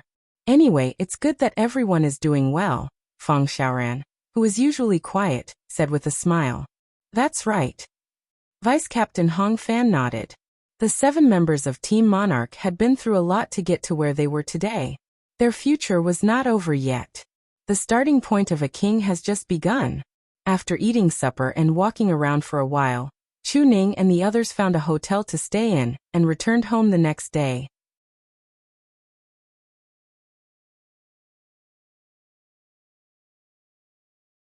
Although Chu Ning and the others were disappointed that Yun Jian did not plan to continue studying in the military academy, they still respected Yun Jian's choice. At the same time, Chu Ning and the others also invited Yun Jian to visit their university's military academy when she was free. The military academy in the university was completely different from the Min City Military Academy in high school. Yun Jian agreed. Chu Ning and the others rushed back to school early the next morning. Of course, they were faced with the punishment for skipping class. Yun Jian arrived at Hengtong Old Street at 3 o'clock in the afternoon on time to meet Diane and the other 2. However, before Diane and the other 2 could see her, Yun Jian saw a few figures that she did not want to see. Hungtong Old Street was near the university town and was a popular place for couples and friends of the opposite sex to meet. Besides, the environment was good and there were green trees all around. Hungtong Old Street, as the name suggested, was an ancient street. Walking on Hungtong Old Street made one feel as if they had returned to the old streets when they were young. Some of the old streets were built in the 30s and 40s of the last century and had a very antique vibe. There was a constant stream of people coming and going in the food street of the old street every day. Of course, the place where Yun Jian met Diane and the other two was not in a crowded place. Instead, it was in a small pond pavilion on Hungtong Old Street. However, to get to the almost empty pond pavilion, one had to pass through the bustling old street. As a matter of fact, Yun Jian saw three people that she did not want to see: Song Yu, Mo Lianhua, and Pan Qian. Look at the three of them. They came together as a group of young men and women. The group of young men and women were generally good-looking and beautiful. They must have come out to shop during the day.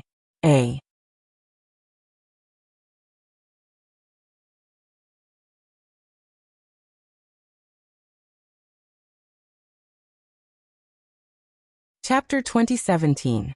With just one look, she could tell that the car's specifications were low, and she even listed out all the specifications of the car, just like the salesperson who sold the car. Everyone around them was stunned. Even Chen Yilan's sister-in-law, Chen Yumei, widened her eyes in shock. It was obvious that she was shocked.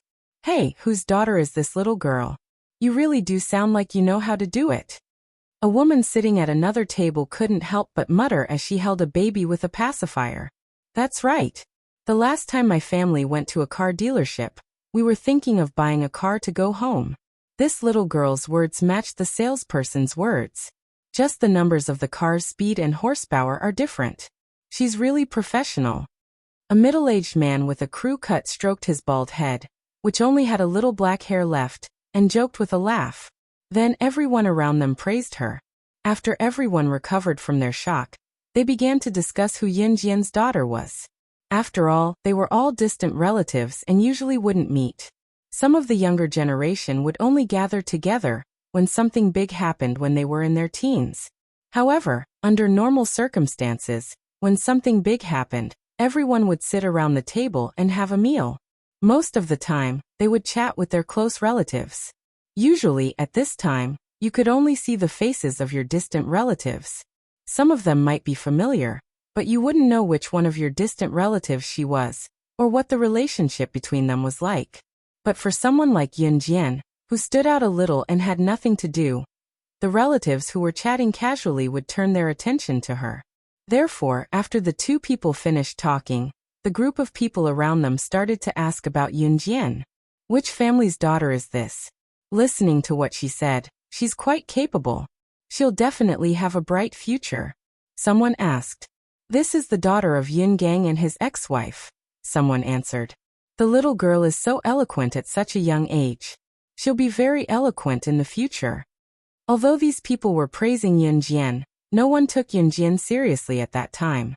They were just talking about Yun Jian to pass the time. As for Yun Jian's words, "I'll never drive a sports car that costs less than 10 million yuan," no one took it to heart. Some of the people present took these words to heart, but they didn't take it seriously. This person was Chen Yilan. No one was more shocked than Chen Yilan when she heard what Yun Jian said just now.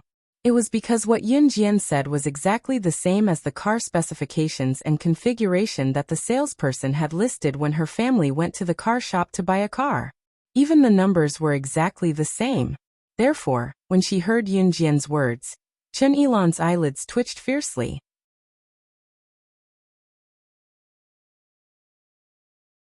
After being stunned, Chen Yilan was unconvinced. Yun Jian said, "I'll never drive a sports car that costs less than 10 million yuan. You don't drive a sports car that costs less than 10 million yuan? What do you drive? Tricycle? A tractor?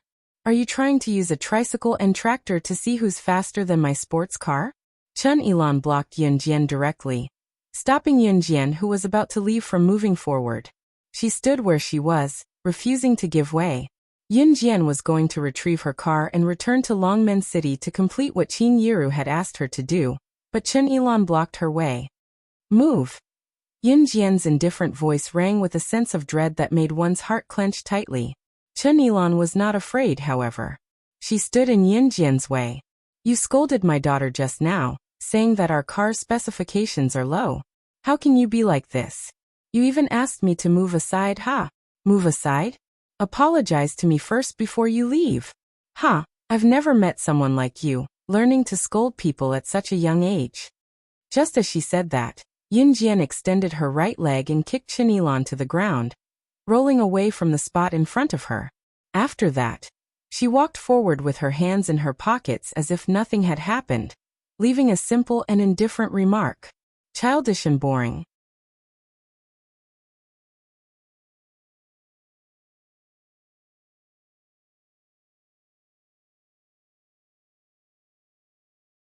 Chapter 2018.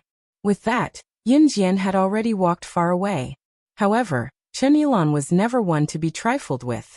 After she stood up after being kicked to the ground by Yin Jian, although she felt a slight pain, this slight pain was like a great humiliation in Chen Yilan's eyes.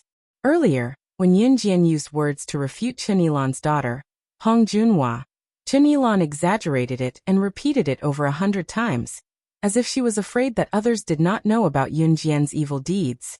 Now that she stood up after being kicked, Chen Yilan felt even more humiliated. Her husband, Hong Taishan, had started a plastic processing factory a few years ago and made a fortune. After the family moved to a big city, which of these relatives and friends did not follow her family's lead? Just like her sister-in-law, Chen Yumei, they flattered Chen Yilan to a whole new level. This almost made Chen Yilan feel that these damned relatives from the countryside could only be the green leaves of a fresh flower like her. Therefore, when she first returned to Xinjiang town, Chen Yilan felt like she had returned to her hometown in glory. However, who would have thought that she would be stuck with Yin Jian and Qin Yiru? Chen Yilan, who had climbed up pathetically from the ground, was about to rush in the direction Yin Jian had left. A slender hand grabbed Chen Yilan's wrist. Chen Yilan could not move and also stopped chasing after Yin Jian like a crazy woman. However, she saw her brother, Yin Yi, standing beside Chen Yilan. His hand was strong as he used his slender hand to grab Chen Yilan's wrist. The strength of his grip caused Chen Yilan's face to turn red from the pain. Then Yin Yi's cold gaze swept across her. The voice that came from his throat made Chen Yilan tremble violently. If you dare to spout nonsense to my sister again, I'll cripple you. Yin Yi's words, coupled with his tall and slender figure, frightened Chen Yilan so much that her legs gave out. She really didn't have the courage to chase after him and pick a fight with Yin Jian. At the same time, Yin Jian was already driving her red Ferrari on the road from Xinjiang town to Longmen City at high speed. When she came to Longmen City, she bought about a dozen bass and had the fish seller tie them in plastic bags before driving back to Xinjiang town. On the way, Yin Jian took a detour back to Xinjiang town and brought Qingyu along with her when she went to her house. Her brother, Yin Yi, was currently grieving. Yin Jian brought Qingyu back with her just to keep her company by Yin Yi's side. Even if Qingyu stayed by Yin Yi's side and did not say anything, it was enough to soothe Yin Yi's anguish. Chen Yilan did not understand Yin Yi's feelings, just like how Yin Yi did not understand her lamenting about the past. Being stopped by Yin Yi, Chen Yilan could feel Yin Yi's murderous gaze.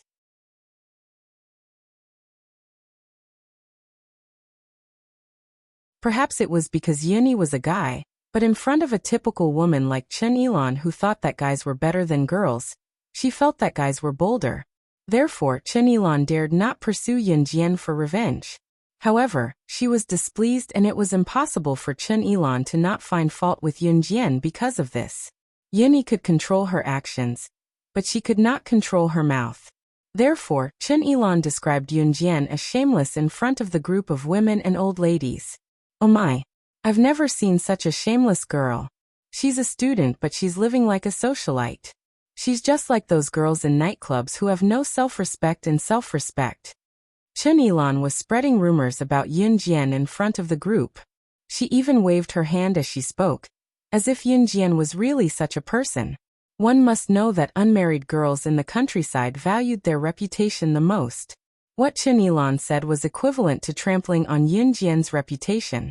Perhaps it was because Chen Yilan's family was rich, The people around them listened to her without a doubt.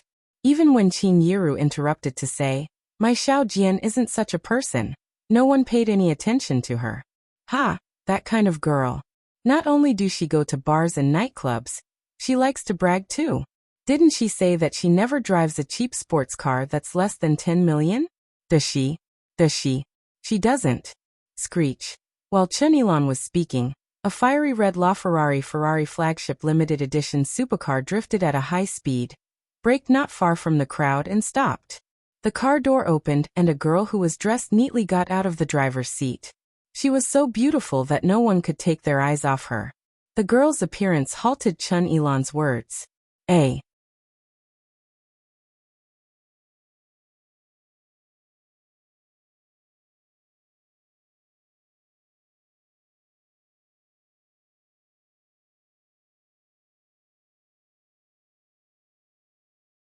Chapter 2019. According to past practice, if anyone dared to be presumptuous in front of Yun Jian, they would end up dead. Dai Ani's tone was as flat as "Have you eaten today?" But it sent shivers down Pan Qian, Emo Lianhua, Song Yu and the others' spines. Gun gun? Gun gun? Is this a real gun or a fake gun? Pan Qian was stuttering, shaking violently. She was obviously spooked by Dai Ani's action of taking out a gun. This must be a F*King fake gun. I've seen a real gun before. It's really heavy. This foreign woman is scaring you. Say Qian, how do you know this beauty?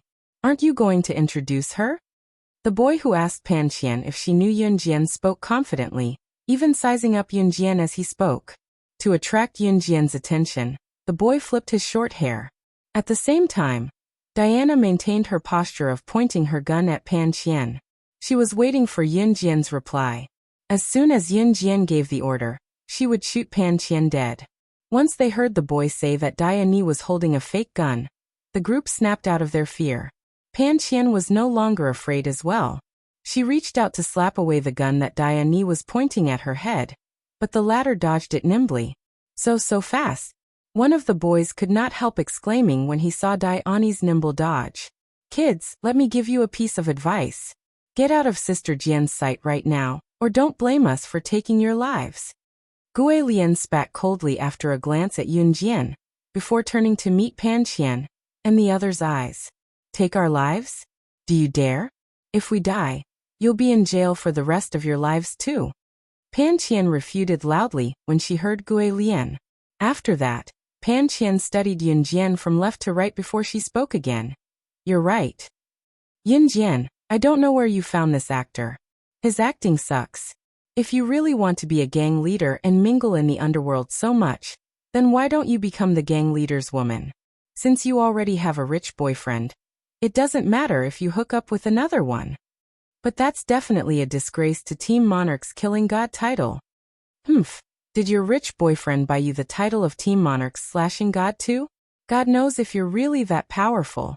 I think you'll be scared half to death when you see blood in an official gangster scene. Pan Qian glared at Yun Jian and continued to clamor. However, just as Pan Qian said this, Yun Jian narrowed her eyes. Seeing that there was no one around, she crossed her arms and coldly ordered Diana, listen up. Deal with it. Remember not to leave any traces behind. I still have to stay in Rivertown for a while. The 3 words dealt with were so flat that one couldn't feel the slightest rise or fall in it. However, this caused Pan Qian and the others to panic for no reason.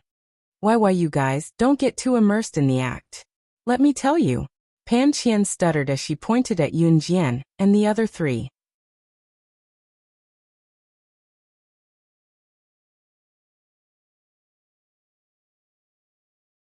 However, before Pan Qian could finish her sentence, they heard the soft sound of a bullet being fired from the silenced pistol in Diana's hand. It was only then that Pan Qian and the others realized. This is a real gun. It's a real gun. Song Yu, Emo Lianhua, and all the young men and women present were so shocked that their expressions changed. Just as everyone exclaimed and thought that Pan Qian's head was going to explode, Yun Jian's deep and sharp eyes suddenly flashed. She turned sideways and used her elbow to block Diana's hand that was holding the gun, causing the bullet to deviate from the trajectory that should have exploded Pan Qian's head. Pan Qian knelt on the ground in shock. However, just as everyone thought that Yun Jian saved Pan Qian on purpose because she was afraid of seeing a bloody scene, they saw Yun Jian snatch the silenced pistol from Diana's hand in 0.1 seconds.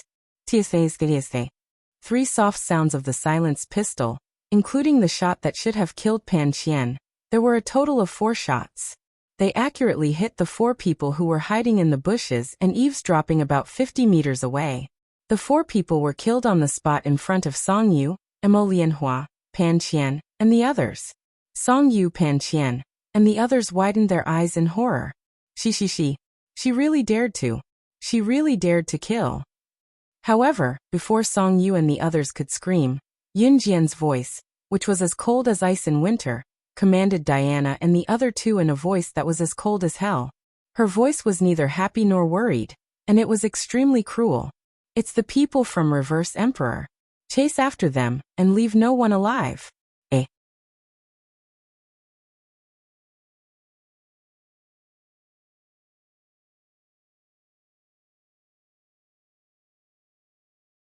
Chapter 2020. Chen Yilan knew nothing about cars. She had only seen a sports car that was similar to the one Yun Jian was driving at a car rental shop. Sports cars all looked the same, so the price wouldn't be that expensive. Chen Yilan thought so. Therefore it was natural for him to think so. Car rental shops existed in every city. That kind of shop usually put the old cars in the shop for people to rent. For example, if you didn't have a car at home and needed a car today, you didn't need to buy a car to go home. At this time, you could just go to the car rental shop and rent a car to go home. The rental fee was also calculated by the daily fee. For example, if the rental car was an expensive sports car, the fee would naturally be higher than the car rental. If it was an ordinary car in 2002, it would only cost 80 to 90 yuan a day. Yun Jian's words just now caused an uproar in the hearts of the people present. Ferrari's flagship limited edition sports car. Most of the people present were from the countryside, so they didn't know much about it. But Yun Jian said that there were only 3 cars in the world, and the lowest price was 50 million yuan. Everyone present heard it clearly. You only sold 3 cars in the world. This came from a slightly knowledgeable middle-aged man. 50 million. An old woman heard this, rolled her eyes and stammered. She was so scared that her whole body trembled for a long time. And she didn't react for a long time. 50 million. Not to mention 50 million, even if it was 500,000 yuan, it was still an absolutely shocking and astonishing astronomical number. As for Chen Yilan, when she heard Yun Jian's words, she had already rolled her eyes. Her whole body was muddled, and it was obvious that she was scared badly. This car was worth 50 million yuan? To be honest, Chen Yilan really didn't know much about cars. She was also a woman from the countryside, and was lucky enough to meet her husband, Hong Taishan, who was originally from the city. When Chen Yilan and Hong Taishan got married, it was considered that she married into a higher social class, who in her village didn't envy her. Later, Hong Taishan set up a plastic processing factory and made some money back. He took a risk and expanded his investment in the plastic processing factory. There were dangers, but in the end he made back all his capital. After making a fortune, the whole family moved to the big city to live. Chen Yilan also lived the life of a rich lady that others envied. However, if Chen Yilan followed him to live in the big city, she would be purely a housewife who knew nothing. When she said that Yun Jian's car was similar to the sports car she had seen before, Chen Yilan felt guilty. Because the sports car she saw was similar to Yun Jian's car, but it was much inferior to Yun Jian's car in terms of appearance.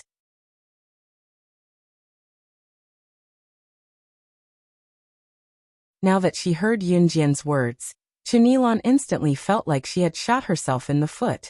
Her expression changed drastically, and she looked so embarrassed that she couldn't bear to look straight at her. I've never seen a 50 million supercar before. Who knows if you're bragging or not? Chen Yilan said sourly. I didn't buy this car for 50 million. 50 million is the lowest price. I bought it at an auction for 300 million renminbi. Yun Jian said bluntly after Chen Yilan finished speaking with a cold smile. Since Chen Yilan wanted to compete, then she would play with her. It was a reward for Chun Ilan slandering her in front of those women. Unsurprisingly, Chun Ilan's face turned even paler after hearing this. However, it wasn't over yet. When Chun Ilan's face turned pale, Chun Ilan's husband, Hong Taishan, lowered his eyes and suddenly recalled what his brother said. This is indeed a Ferrari LaFerrari's flagship limited edition supercar. But isn't this one of the 3 supercars that were sold at sky-high prices at the largest international auction house a few years ago? I heard that one of the 3 supercars was bought by a top international business tycoon. The other one was bought by the 3rd richest person in the world. There's still one more. As he spoke, Hong Taishan turned to look at Yun Jian in disbelief. He swallowed hard and exclaimed in front of everyone, "Yun Jian, you're the one who's going to die. The first 2 were bought by men." I heard from someone who knows the business that the last supercar was bought by one of the top figures on the International Secret Service assassin list. So could it be that you are a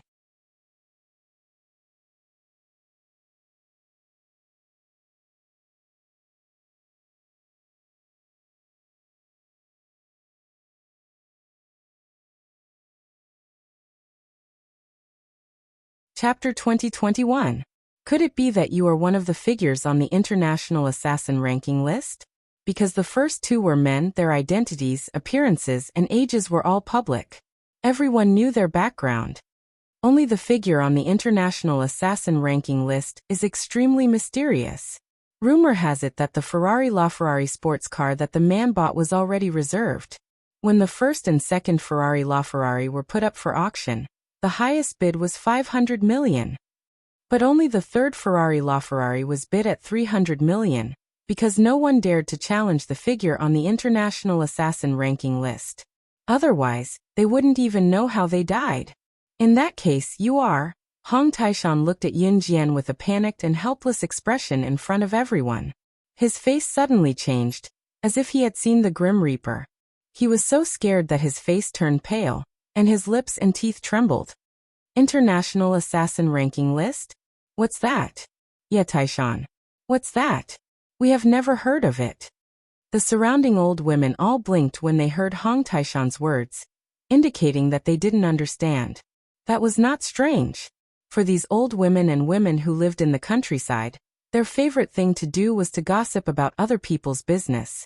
But most of the gossip was about who had an affair, whose child was admitted to a key high school, and whose child was so powerful, or whose child was admitted to a university, but after coming out to work, there was no place for him to work.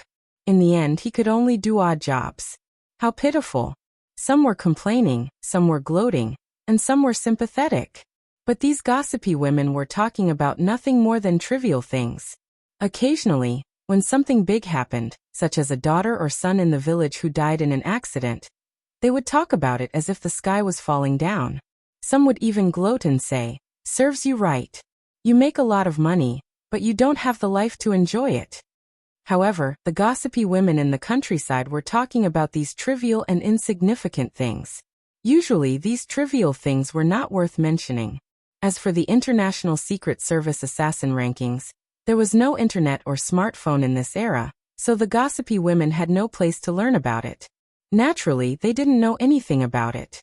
When Hong Taishan heard this, he glanced at Yun Jian and said with some fear, "Agents and assassins are people who specialize in killing people. They are similar to the assassins in ancient times.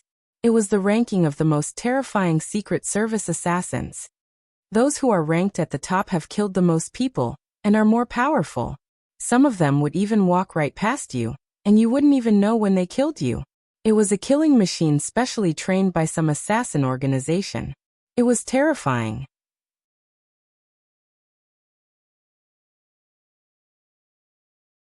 Don't rich big shots often die suddenly in the world? Many of them didn't die of their own accord. They were assassinated. Every word that Hong Taishan said was explained to the people around him in great detail. It could be seen that Hong Taishan was a very meticulous person. Not to mention that Hong Taishan also liked to show off.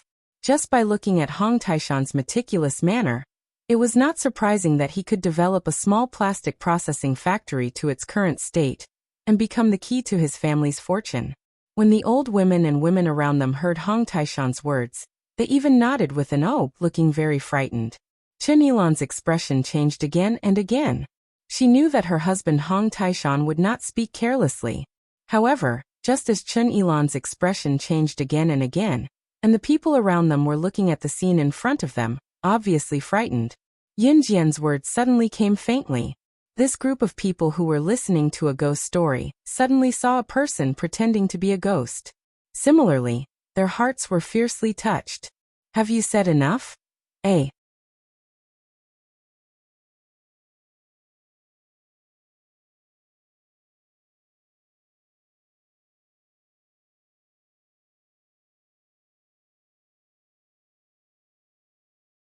Chapter 2022.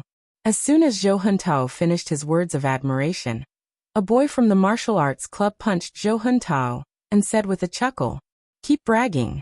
Your bragging won't get you. The chairman of New Cruise is so mysterious.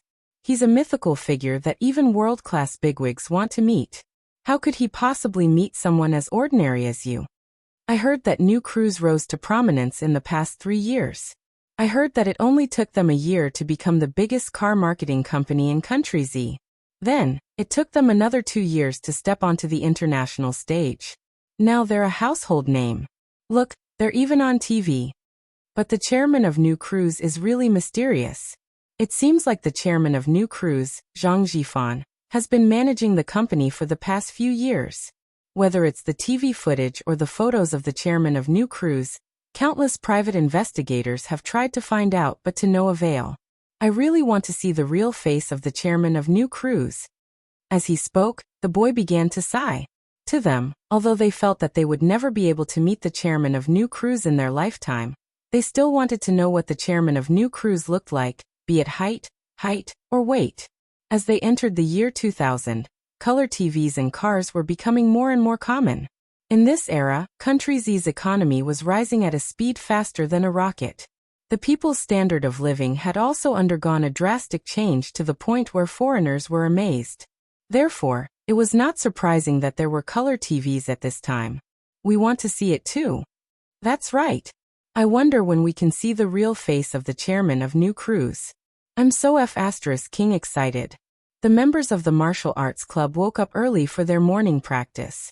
As long as there were no classes in the morning or afternoon, they would obediently head to the club's training ground to train. After a month, everyone's collective strength had improved by quite a bit. Everyone's admiration for Yin Jian grew as well. At the same time, everyone was surrounding Yin Jian as they walked back to school. No one noticed the slight glint in Yin Jian's eyes when New Cruise was mentioned. On the way back to the dormitory, Yin Jian parted ways with the members of the martial arts club. Unexpectedly, just as she reached the dormitory, Yin Jian bumped into Gu Nianji, who had come to Jiangqing to play with Yin Jian. "Ah, Yin Jian and Qingyu had been abducted. I'm the only one left, how pitiful." Gu Nianji rushed up and hugged Yin Jian, pointing out that Qingyu had been abducted by Yin Yi in exasperation. Because her roommates were in the dormitory, Gu Nianji didn't want to go up, so she dragged Yin Jian to go shopping. She even criticized Qingyu for being unkind while they were shopping.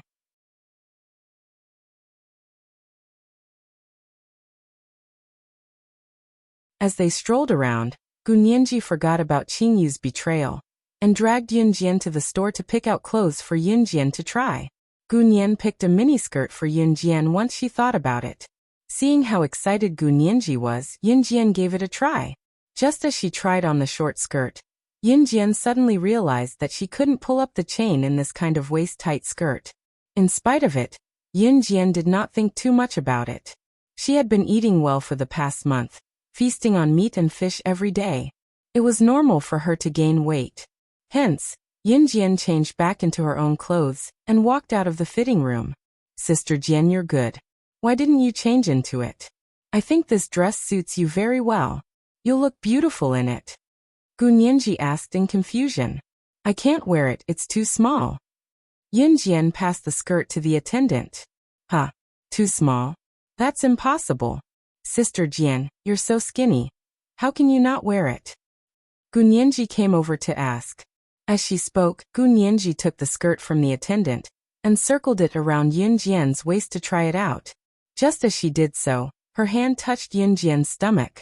She looked up abruptly, her eyes glinting as she asked in surprise, "Really? Sister Jian, your stomach is much rounder now. It doesn't feel like it's extra fat. You're not pregnant, are you?"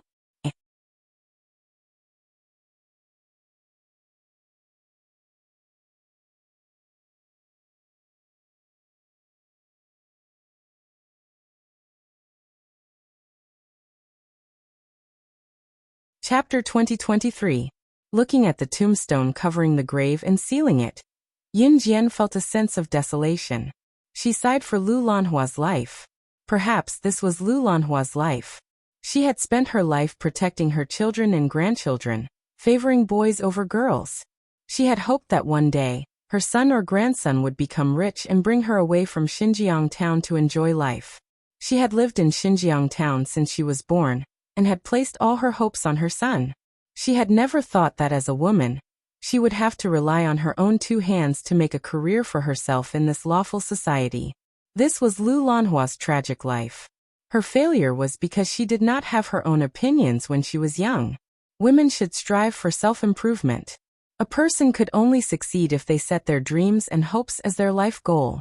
If they did not even give themselves some hope and dreams, then what was the difference between their life and Lu Lanhua's? Or perhaps many people would feel this way. One day, when you heard the news of the death of someone you were so close to that you wanted to kill even in your dreams, you would be dazed for a moment. She was dead. Then, there would be silence, as if something was missing from the bottom of your heart. This was the unfathomable human heart. Yin Jian did not feel this way. She had not spent much time with Lu Lanhua. To her, Lu Lanhua was just like those people she had killed, not worth mentioning. After sending Lu Lanhua up the mountain to be buried, the group returned to Lu Lanhua's house. Grandfather Yun Zhong was the same as Yin Gang. He had been hiding at home, unable to believe the truth. After all, they had spent most of their lives together. It was inevitable that they could not bear to see her leave just like that. Yin Jian had only seen grandfather Yun Zhong when she sent Lu Lanhua up the mountain to be buried. Unlike the energetic Yun Zhong in the beginning, grandfather Yun Zhong seemed to have aged a lot in an instant. After sending Lu Lanhua up the mountain to be buried, Yun Zhong and Yun Gang each hid in their own rooms in a daze. Qin Yiru had divorced Yun Gang after all, so it was not right for her to say anything. However, Qin Yiru was quite kind-hearted. She and a group of old ladies who came to help the Yun family clean up and prepare the dining table. They invited the relatives and friends who came to see Lu Lanhua off today to a big meal. Dinner was quickly prepared. Just as they were about to invite everyone to the table for dinner, a silver-gray supercar drove around the corner and stopped near Lu Lanhua and Yun Zhong's house. Coming. My cousin is here." A middle-aged man in his 40s, who had just come over for dinner, stood up excitedly and walked towards the silver-gray super sports car. Everyone saw a handsome man in his early 30s alighting from the silver-gray sports car.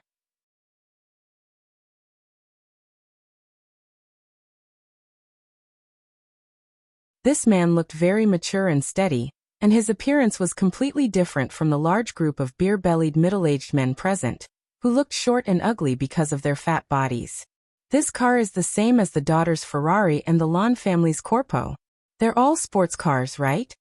An old woman rubbed her hands and asked in a daze. A Ferrari is called a Ferrari and a Camaro is called a pineapple. The old woman from the countryside was really good at translating languages.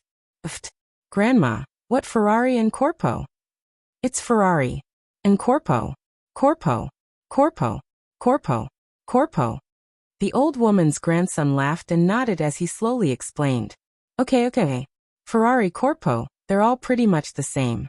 I was wondering what was going on today. Why are all of them driving those sports cars? Could it be that the prices of those sports cars have dropped? This old woman has never seen so many high-class cars in her entire life. I've learned something new today.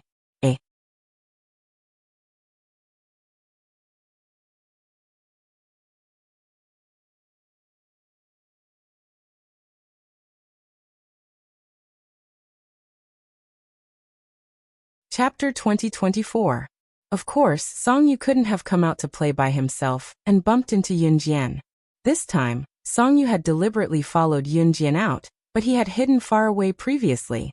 Therefore, when Yunjian and Gunyanji were in the clothing store, Song Yu didn't hear what Yunjian and Gunyanji said. Now he saw that Yunjian and Gunyanji were actually walking towards the hospital. Could it be that Yunjian was sick? With this thought in mind, Song Yu quickly ran over. When she saw Song Yu, Yunjian's eyelids twitched and she held her forehead.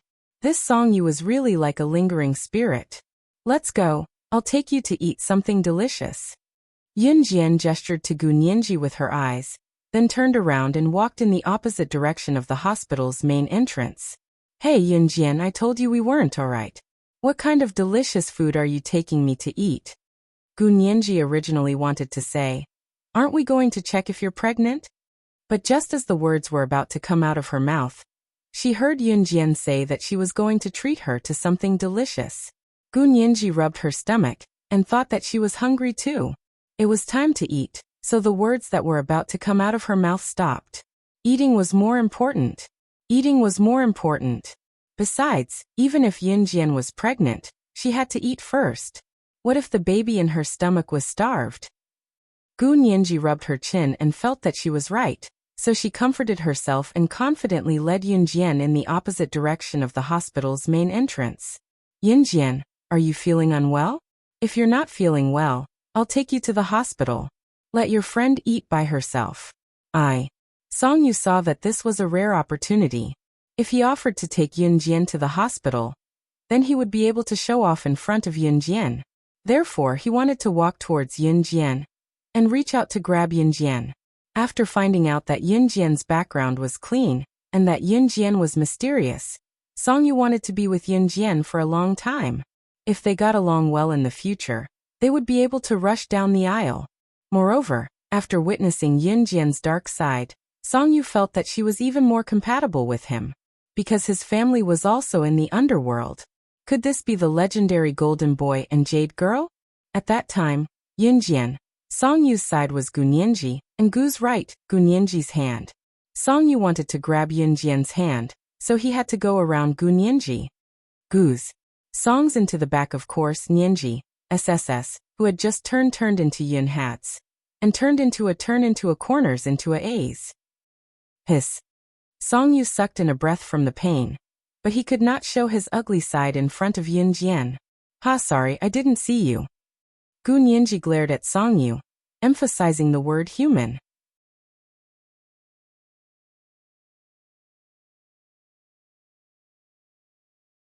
As she spoke, she grabbed Yunjian and walked in the opposite direction of the hospital's entrance. What Gunyanji meant was that she did not see Song Yu as a human. Song Yu understood what she meant and flushed with anger. However, he could not lash out in front of Yunjian.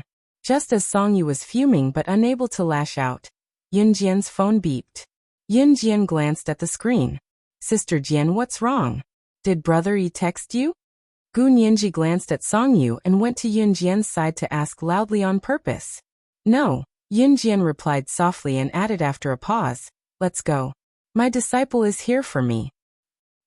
Zhang Xiaofeng's here in River City too? Haha, why didn't he team up with me since he's here? To think that I'm his sister now. Gunyanji spat. Song Yu, who stood on the side, had no idea who Yunjian and Gunyanji were talking about.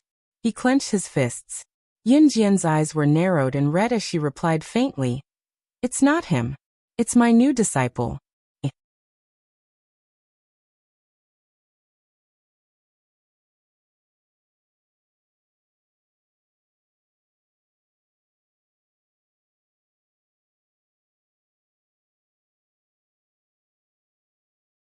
Chapter 2025. The one who came to Earth from Deity Continent to look for her. Yunjian smirked. Oh my, Sister Jian, you actually took in another disciple behind my back. What does he look like? Is he as handsome as I am? Otherwise, I won't acknowledge him. Once Gunyanji heard that Yunjian had taken in another disciple, she patted her hair to let her fringe fall before playfully flipping her hair like a dashing man. However, Gunyanji's imitation of a dashing man was a hilarious one. When she flipped her hair, her head swayed along with it. You have to know that I'm the top expert in the continent, matchmaker Gunyanji. Not only am I handsome, but when I'm ruthless, I can even beat myself up. Hey, Sister Jian. Why are you still so far away? Gu Nianji had been putting on a dashing pose, but when she glanced at Yun Jian from the corner of her eye, she realized that Yun Jian had already walked away with her hands in her pockets. Gu Nianji abandoned her pose immediately and chased after Yun Jian like a chick chasing after a hen that had gone far away. The top expert in the continent? Song Yu, who stood where he was, repeated with a frown when he heard Gu Nianji. Since he could not figure it out, he decided not to think about it. What top expert in the continent? The continent? Could it be that she still thought of herself as someone from another world? Why were the people following Yun Jian a bunch of weirdos? This would not do. After he got Yun Jian, he had to make Yun Jian stay away from these weirdos. As he thought about it, Song Yu ran after Yun Jian and Gu Nianji. Inside the hospital, buildings were lined up neatly. All the outpatient buildings in the hospital were surrounded by walls like school buildings, cafeterias, and other places that belonged to the school. The east, west, north, and south gates of the hospital were guarded by guards to allow vehicles to pass through. Yun Jian and Gu Nianji had just exited the north gate of the hospital when Song Yu spoke into the phone and blocked their way. Where are you going? I have a car, I'll give you a ride. No need. Yun Jian gave Gu Nianji a look, then walked around Song Yu and was about to cross the road.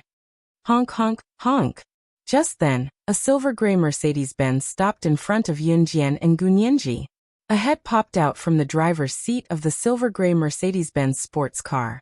The person glanced at Song Yu and said, "Young master, I'm here." Seeing his cool silver-gray Mercedes-Benz sports car parked in front of Yun Jian, and his housekeeper calling him, "Young master," in front of Yun Jian, Song Yu felt a little proud. "This car is mine. Beauties, hop in." Song Yu tilted his head and opened the door for the front passenger seat, looking like he was inviting Yun Jian to get in.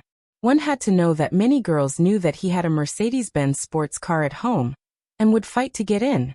Song Yu looked at Yun Jian expectantly.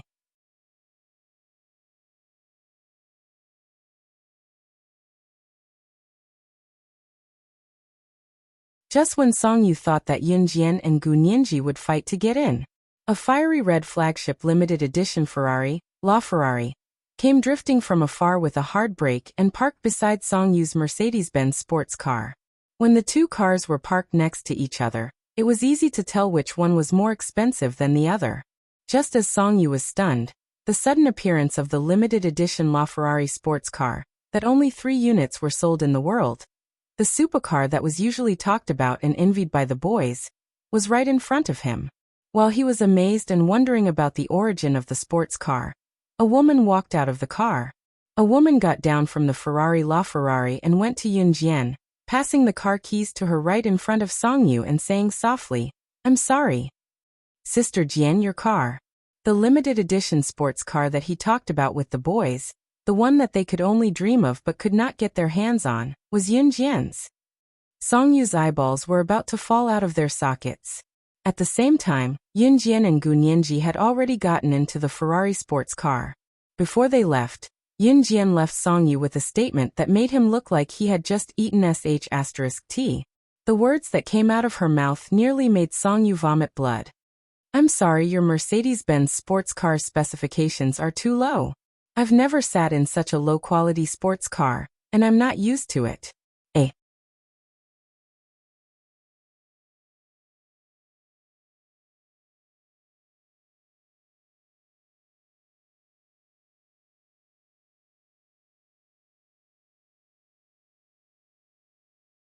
Chapter 2026.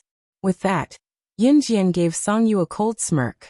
She stepped on the accelerator and drove away in her Ferrari, right in front of Song Yu. When she was in the hospital, she had sent a message to the Kosha mercenaries to send her car to the north gate of the People's Hospital of Jiangqing City. Coincidentally, the car sent by Song Yu was one step ahead of her. But even so, Yun Jian would not take Song Yu's car. As for why the Kosha mercenaries were there, Yun Jian had asked Gue Yan and Gue Lian's assassination and investigation teams to station their men in Jiangqing City a month ago. All of this was done so that they could wipe out Reverse Emperor's organization in 2 months. Of course, Since she needed a car anytime, someone would send her a car. Song Yu's face darkened when he saw Yun Jian driving away at an alarming speed. Young master, this car."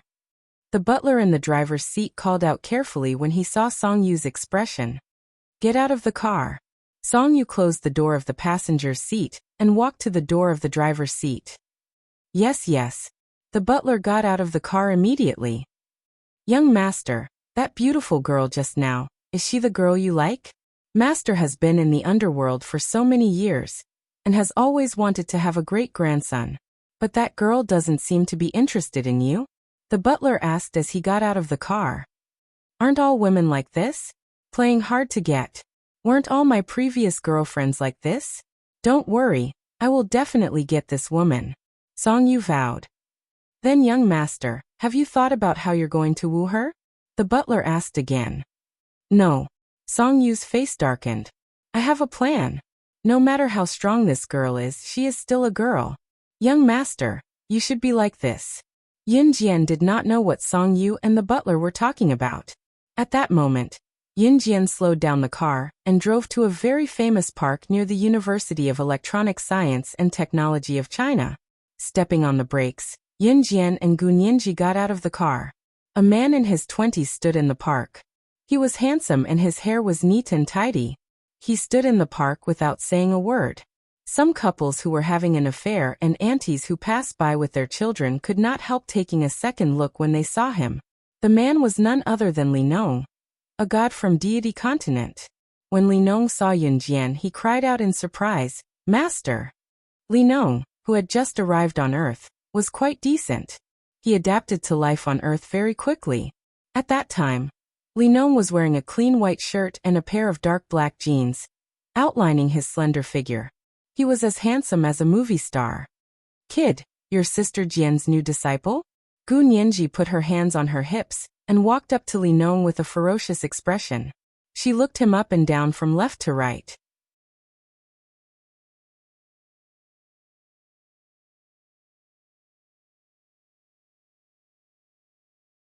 When he saw Gu Nianji suddenly appear in front of him, Li Nong's fair and delicate face didn't change at all.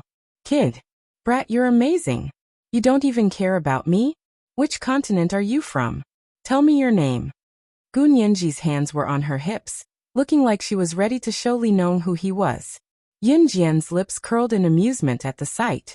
"Deity Continent, Li Nong." The handsome young man's eyes flickered as he replied, "Haha, so you're from Deity Continent. Aren't you good with words? You? What the F***ck did you say? You're from Deity Continent? Then you're deity? Gu Nianji did not react at first, but when she did, she was so shocked that she nearly choked. Gu Nianji was from Yulong mainland, and Deity Continent was a legendary place in the eyes of people from other continents. Gu Nianji choked on her own saliva from the shock and coughed violently.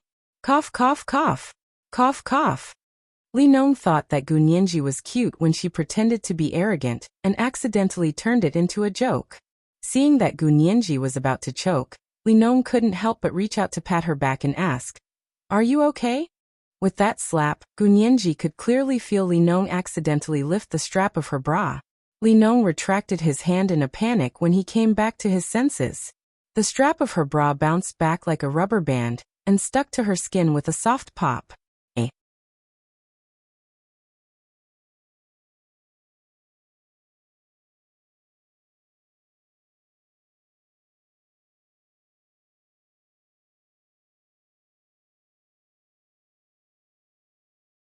Chapter 2027. The slap sound was originally very soft. It was so soft that only the two of them, Gu Nianji and Li Nong, could hear it. However, the park was very quiet. It was so quiet that even the chirping of birds and insects could be heard. In such a quiet park, Li Nong saw that Gu Nianji, who was choking and coughing, was almost out of breath. He reached out to kindly pat her back to relieve her. However, he never expected that his long, fair, and neat fingers would accidentally pick up the strap of Gu Nianji's underwear. This was the first time he had touched a woman's underwear strap. Li Nong felt his earlobe burning a little, so he didn't show it on his face. However, his heart was in a panic, and he quickly withdrew his hand. He pretended not to notice that the hand that was holding the underwear strap had withdrawn too quickly. The underwear strap was like a rubber band, and it directly rebounded on Gu Nianji's skin with a slap sound. Li Nong was so scared that he almost retreated. His pure, curious, yet panicked face actually revealed a trace of red. Obviously, this was the first time Li Nong had accidentally touched a woman's underwear strap. Yunjian also heard the slap sound. At that moment, Yunjian only blinked. "I'm sorry." Li Nong scratched his delicate hair and said softly, You. What's the use of apologizing? You rascal. So what if you're a god from the gods' continent? How dare you touch me? Gu Nianji blushed when she thought of this. In the next second, Yunjian saw Gu Nianji chasing Li Nong all over the park. In a place where Yunjian couldn't see, Gu Nianji chased after Li Nong. She couldn't catch up to Li Nong, but she refused to give up. As she ran, Gu Nianji suddenly tripped over a tree root in the park. She cried out and fell forward. "Be careful." Li Nong stopped running. He was about to catch Gu Nianji, but she suddenly pushed him down. In the next second, by the time Gu Nianji reacted, she was already sitting on Li Nong. However, the two of them never expected that Gu Nianji would actually sit directly on Li Nong's thigh with that fall. It just so happened that there was a thin layer of clothing between the two of them, and they were not far apart. In the next second, Yunjian heard Gu Nianji scream. 3 minutes later, Gu Nianji ran back from afar in a huff. She glanced at Yunjian and told her, "Sister Jian, I'm going back to the hotel," before running off. Yunjian's eyes lit up. Li Nong had come to look for Yunjian. That was right. So Yunjian asked Li Nong to get a room at the hotel where Gu Nianji was staying. Yunjian had no idea what happened between Li Nong and Gu Nianji after that. 3 days later, Yunjian secretly went to the hospital for a pregnancy test. Yunjian was still in a daze when she received the list. She's actually pregnant. The baby is a month old. More than a month. Wasn't that the time at the beach by the rock?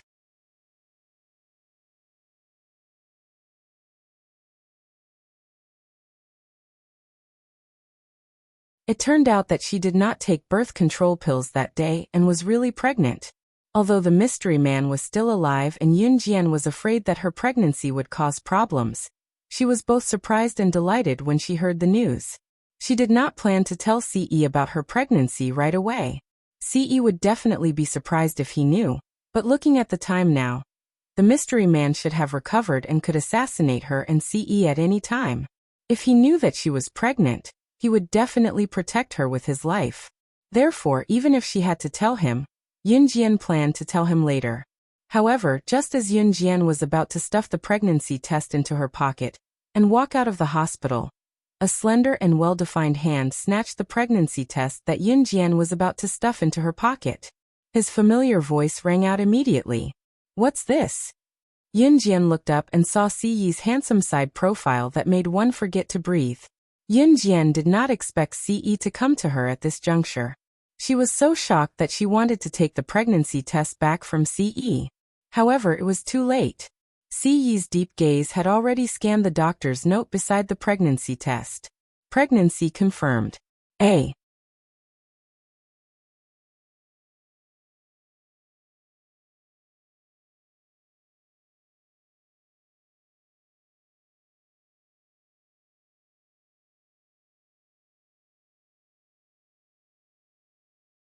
Chapter 2028. The words "pregnancy confirmed" were striking. When Ce saw the words, his dark eyes twitched violently. His Xiaojian was pregnant? He had a child. "Xiaojian, are you feeling unwell? Are you feeling unwell?" Ce stuffed the pregnancy report into his pants pocket after reading it, and wrapped his arm around Yunjian's slim waist like he was protecting a national treasure. "Did she kick you?" Ce placed his other hand on Yunjian's abdomen and stroked it gently. For the first time, his handsome face that was infuriatingly handsome, yet aloof, showed a surprised smile. "It's only been a little over a month. She shouldn't be in human form yet, right?" Yunjian blinked. Ce was clueless about all this. He even thought that the child would kick its mother's stomach once she was pregnant. At the same time, Yunjian was about to walk out of the hospital. When they were about to go down the stairs, Ce scooped Yunjian up horizontally, and turned to head to the gynecology department. Yunjian blushed like a red apple. It was an expression she would only show in front of CE. Where are we going? Yunjian's eyes flickered when she saw CE carrying her back to the gynecology department. She did not know why.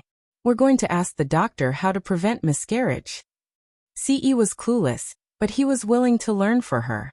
I can walk on my own, Yunjian said with a blink as she was carried by CE through the crowd in the hospital.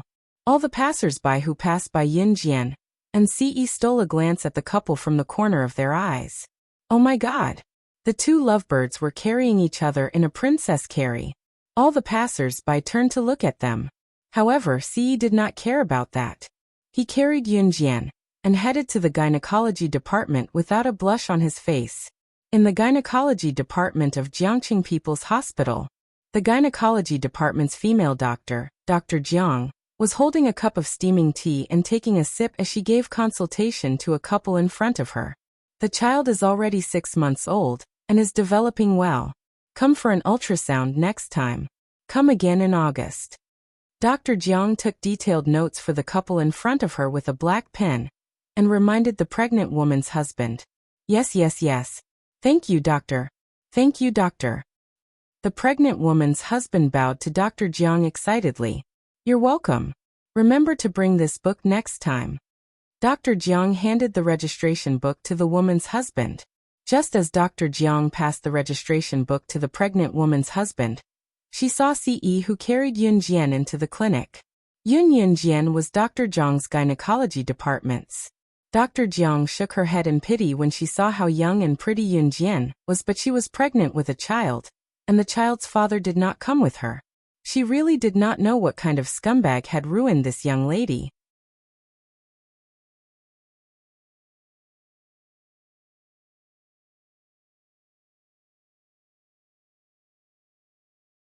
Therefore, when she saw CE carrying Yunjian, Dr. Jiang was still in a daze for a moment. What was going on? She was not ruined by a heartless man? Are you here for an abortion? You're still young. You should take precautions in the future. Don't be afraid when you're pregnant. If you have too many abortions, you won't be able to get pregnant in the future. Sigh, young people nowadays. When do you plan to have an abortion? I'll arrange it for you. Dr. Jiang shook her head and picked up her black pen. She wanted to set the date for Yunjian's abortion. Most of the college students she met secretly came alone to have an abortion. Of course, there were also boyfriends who accompanied them to have an abortion. There were even many girls who had an abortion 3 or 4 times in a year. Dr. Jiang had seen many of them.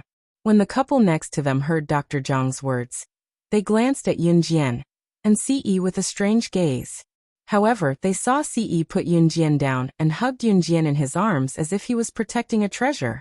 The moment Dr. Jiang was about to register the abortion date, CE's eyes flashed. He said bluntly, "You're a doctor.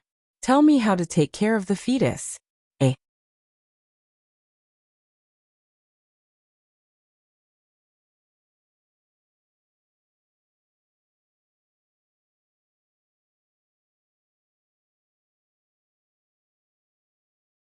Chapter 2029.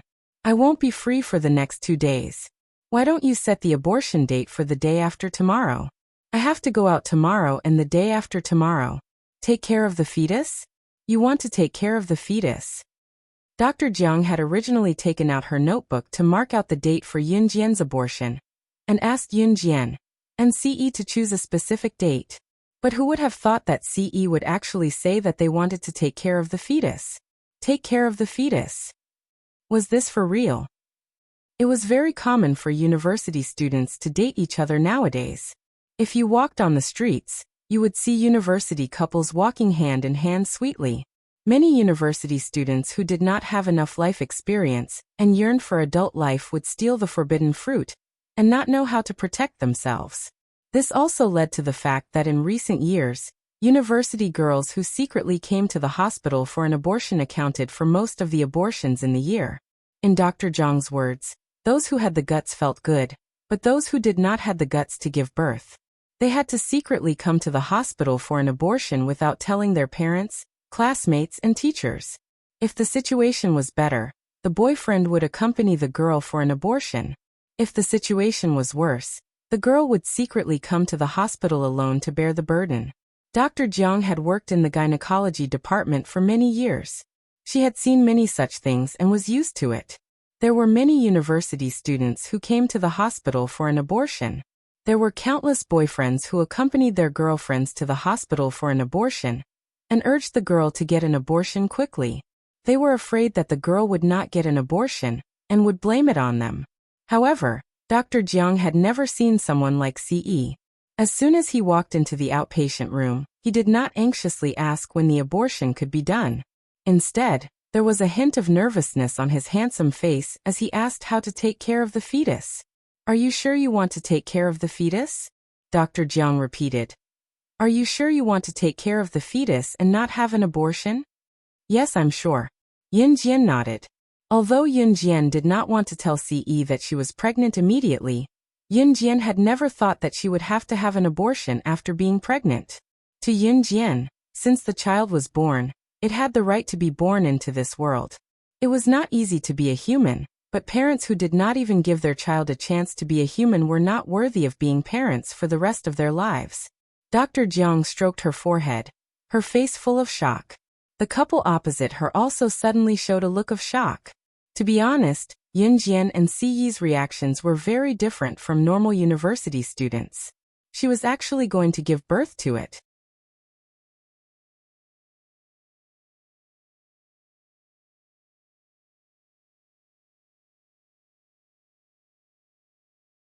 One had to know that the financial resources of college students were basically from their parents. Those who were a little more independent would at most go out and do some idle jobs to earn some extra money. However, giving birth to a child and raising the child was a very expensive matter. How could it be so simple? Young people, Auntie is just reminding you. It's not easy to raise children these days. You're still young. It's not easy to raise children.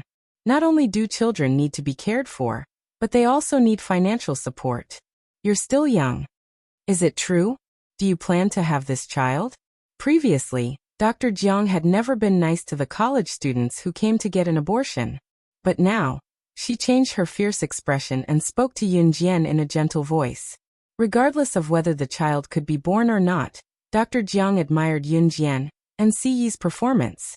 However, admiration was one thing, but one had to be realistic. Originally, Dr. Jiang and the couple thought that the biggest problem for Yun Jian and CE to have a child was money. Without money, how could they raise the child? However, the moment Dr. Jiang finished speaking, CE suddenly spoke. His handsome smile did not move, but he was unwavering. "Prescribe medicine for the fetus. You can name the price. As long as she and the child are healthy, I'll pay any price."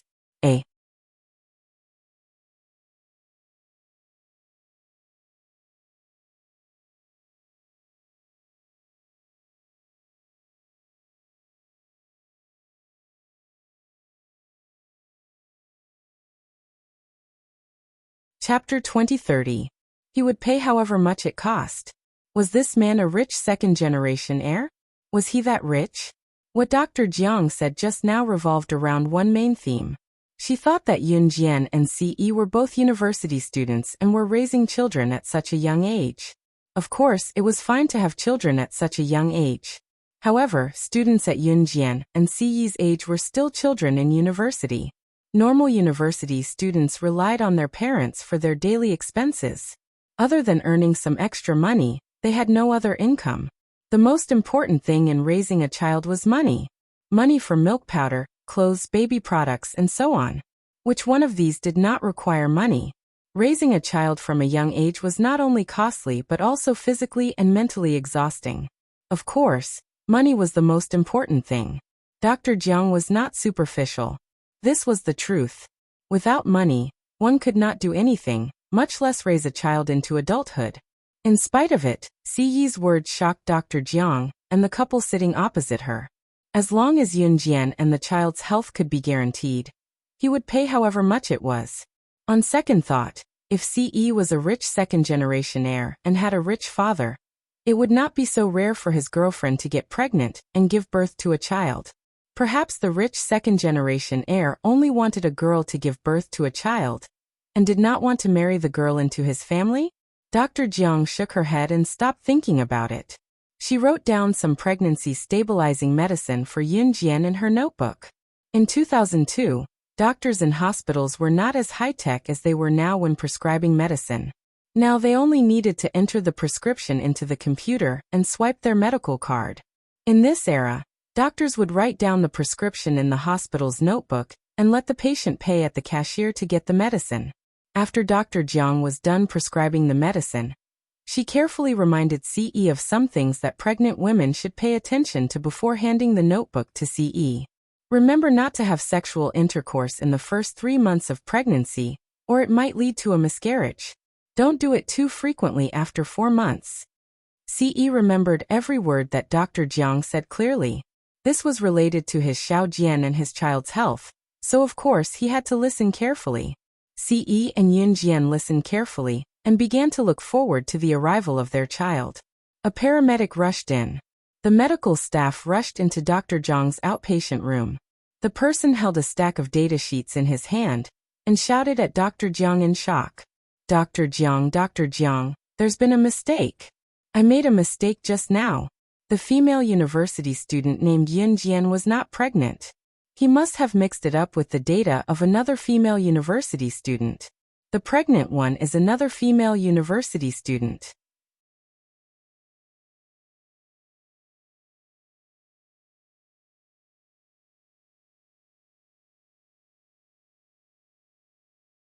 Both Yun Jian and CE's eyes glinted with a deep glint. Not pregnant? What's going on? Dr. Jiang was also surprised. Then Dr. Jiang stood up and asked. 15 minutes later, Dr. Jiang bowed deeply to Yun Jian and CE and apologized. She said that the ultrasound machine had mixed up the data of a college girl not long ago. The one who was pregnant was not Yun Jian, but the other university student. Yun Jian was slightly disappointed when she heard the news, but she breathed a sigh of relief. After all, it was too sudden for her to be a mother. Welcoming the child when she was prepared was the wisest choice. CE frowned and looked at Dr. Jiang from the side, repeating, "Not pregnant." "Yes, your girlfriend isn't pregnant." Dr. Jiang nodded. Initially, she thought that CE was genuinely nice to Yun Jian, which was why he asked for Yun Jian to give birth to his child. However, looking at CE's current expression, Dr. Jiang felt like he was about to kill someone.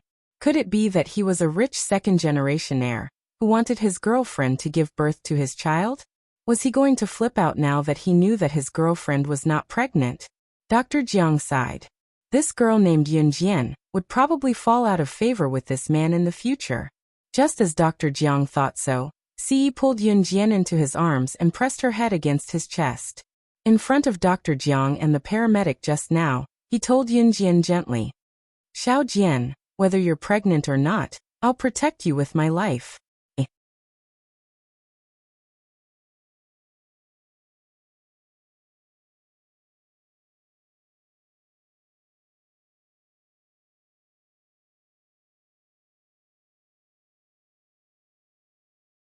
Chapter 2031. CE's words were heartwarming. Yun Jian's disappointment was enveloped by warmth when she heard it. Honestly, it was impossible for CE not to be disappointed. Thinking about it, however, his Xiao Jian was still young. If he really made her pregnant so early, he would be robbing her of her youth. Moreover, early pregnancy was bad for a woman's health. Once he thought about it, he felt relieved. Do not ask how CE knew that early pregnancy was bad for a woman's health. Dr. Jiang's consultation room was a gynecology consultation room. There were posters on the wall beside Dr. Jiang about pregnancy. Early pregnancy was bad for a woman and her baby's development. Of course, if she accidentally got pregnant, abortion would be even more harmful to her health. CE would never let Yun Jian do that. Now that she was not pregnant, she could only say that she was a little disappointed. Hearing CE's words, Yun Jian was touched. She grabbed Dr. Jiang's large palm in front of her and nodded. No matter what happened, she would go through thick and thin with him. Dr. Jiang had seen many couples, but she had never seen one like Yun Jian and CE. Knowing that they were pregnant, Both of them were determined to keep the baby. Both of them were university students, so the man did not urge the woman to have an abortion. On the contrary, when Si found out that Yun Jian was pregnant, he carried her in carefully with joy on his face. Later, when he found out that Yun Jian was not pregnant, Si said what he did. He said that he would protect her with his life. These words were not grand and vigorous, nor were they exaggerated. Instead, they were very ordinary and simple. Yet they were able to warm one's heart. It was Dr. Zhang's first time witnessing such sincere love. She was truly stunned. Before Yun Jian and Si left the clinic, they accidentally caught a glimpse of the name of the girl, who was really pregnant. Yun Jian was not unfamiliar with the girl's name. It was Lianhua. After leaving the hospital in shock, Si saw that Yun Jian was also hungry, so she dragged Yun Jian to a nearby restaurant for a meal. For the next 2 days, Yun Jian took 2 days off. She stayed with Si for 2 days and went sightseeing near the university town. They lived like a normal couple. Of course, Si did not neglect what he was supposed to do. However, during this period, Si had taken sufficient precautions. It was better to wait for both of them to get used to it, and for his Xiaojian to grow up, before having children. 2 days later, Si returned to Anhun as scheduled. Yun Jian, who had taken 2 days off, also returned to school. Her period, which had not come for more than a month, came to visit Yun Jian as scheduled. At that moment, Yun Jian realized that her belly had shrunk again. Thinking back carefully, before Gu Nianji dragged her to try on clothes that day, they had eaten an entire street.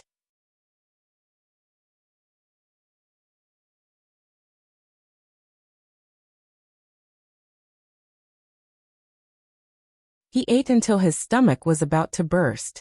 There was a reason why her belly had grown so big. In the dorm, her roommate, Miaoli, was holding an invitation and passing it to Yun Jian, who had not returned to the dorm for 2 days. This is for you. It's an invitation to the black market party tomorrow night. It's from someone in River Town's underground black market. Many girls and boys in our school have been invited to attend. It's said that we can see underground racing, boxing, and a series of things that we usually don't get to see tomorrow night. Most of the people in school are attending. You should go too. Ever since they found out that Yun Jian was studying in the military school, other than Zhu Huili, her other 2 roommates, Miao Li and Shi Xiujuan, were much friendlier to Yun Jian. Yun Jian, let's go together. Most of the students in school are attending. It's said to be a big event. You can see a lot of things. Zhu Huili was washing her feet when she saw Miao Li passing the invitation to Yun Jian, so she spoke up quickly. River Town's underground black market was also a gang? Yun Jian narrowed her eyes. Coincidentally, she was going to set up a trap in River Town 2 months later to eradicate Reverse Emperor.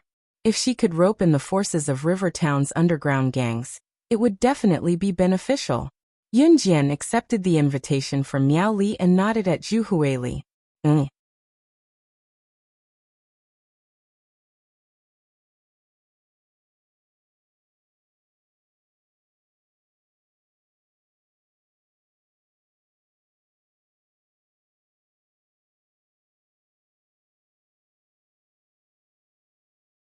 Chapter 2032. Miao Li heaved a sigh of relief when Yun Jian agreed to participate. This was an invitation that had never been given before. The underground gang actually sent invitations to the students of the University of Electronic Science and Technology of Jiangcheng, and some students of the University of the East. Of course, Yun Jian did not know that this was not a coincidence. However, Yun Jian could guess what was going on. However, she would deal with whatever came her way. She Yun Jian was never afraid of anything. That night, at Jiangcheng University of Electronic Science and Technology of China, downstairs of the female dormitory, Miao Li stood behind a big tree and looked at a man. This man was none other than Song Yu, the campus hunk of Dongfang University. At the same time, Song Yu had another identity. He was the son of the leader of the underground gang in Jiangcheng. Have you done what I asked you to do? Song Yu asked Miao Li when he was 3 meters away from her. She has accepted the invitation and said that she will come. Miao Li swallowed her saliva and nodded. That's good. You will be rewarded later. Song Yu nodded. Then he looked around and left the place quickly. November 8, 2002. That day was also the day of the event as stated in the invitation letter. At 6:00 p.m., Yunjian did not put on any makeup. She went out without makeup and wore casual clothes. However, it still could not cover her beautiful face and perfect figure. Miao Li and Shi Xiujuan were busy for another 2 hours. They only walked out of the dormitory when they were dressed to the nines. At this time, Yunjian and Zhu Huili had already walked out of the school gate. They planned to take a taxi to the designated location. However, before they could flag down a taxi, someone called out to them. Yunjian, what a coincidence. Shall we go together? Yunjian and Zhu Huili turned to see Brother Kai leading the group of people who were in the private room of the bar the last time. They were walking toward them in a grandiose manner. Brother Kai was a nice person. Yunjian didn't appreciate the others, but she still went with them. When they arrived at their destination, it was halfway up a mountain. The flat ground halfway up the mountain was built like a party venue.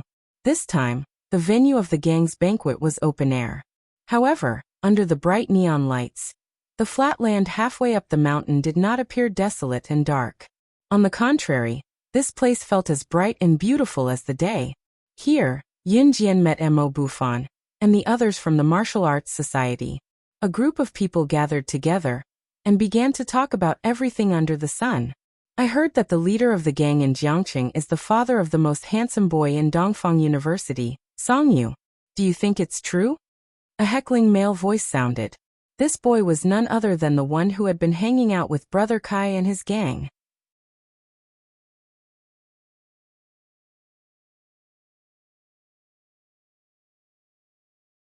He was the one who had refuted Yunjian in the VIP room of the bar last time.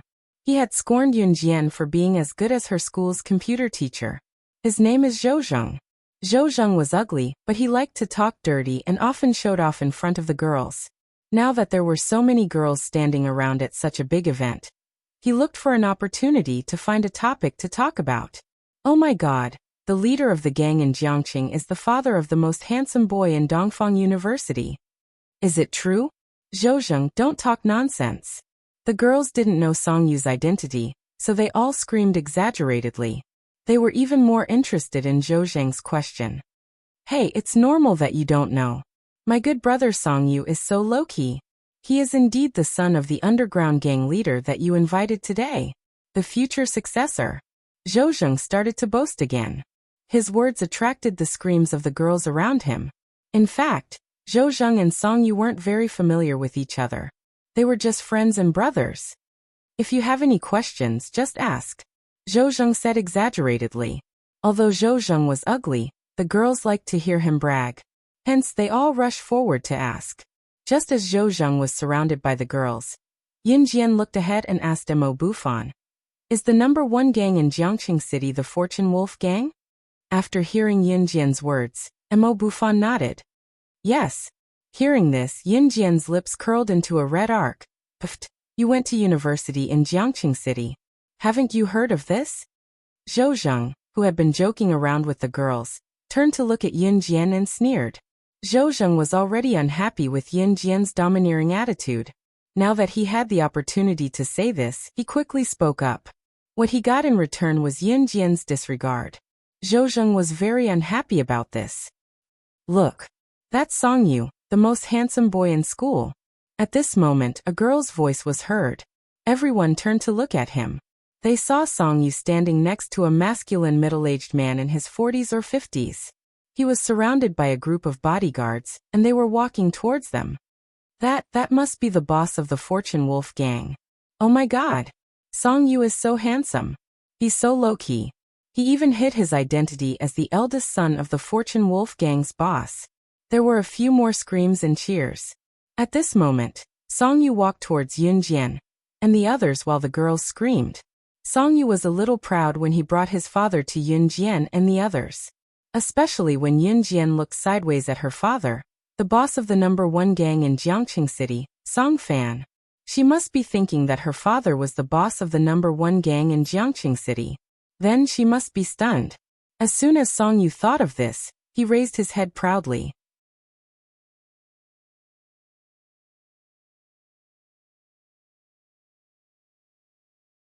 However, before Song Yu could raise his head, Yunjian looked at Song Fan, the boss of the Fortune Wolf gang. Her aura was not inferior to Song Fan's at all. She curled her lips and spoke directly to Song Fan in the tone of the boss of the number 1 gang in Zhe province. Are you Song Fan, the boss of the number 1 gang in Jiangqing City, the Fortune Wolf gang? Eh?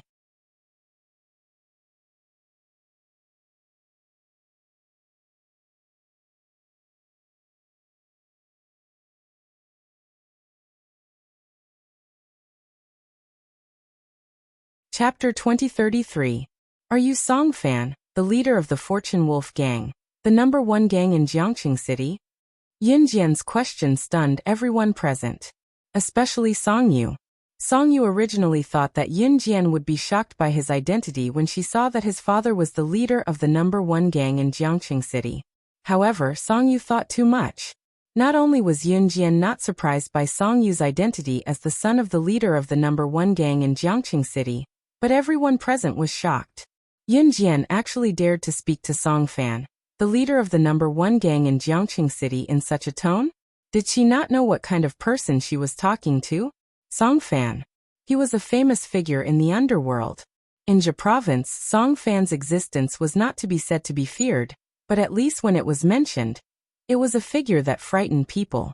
And Song Yu had always been proud of his father.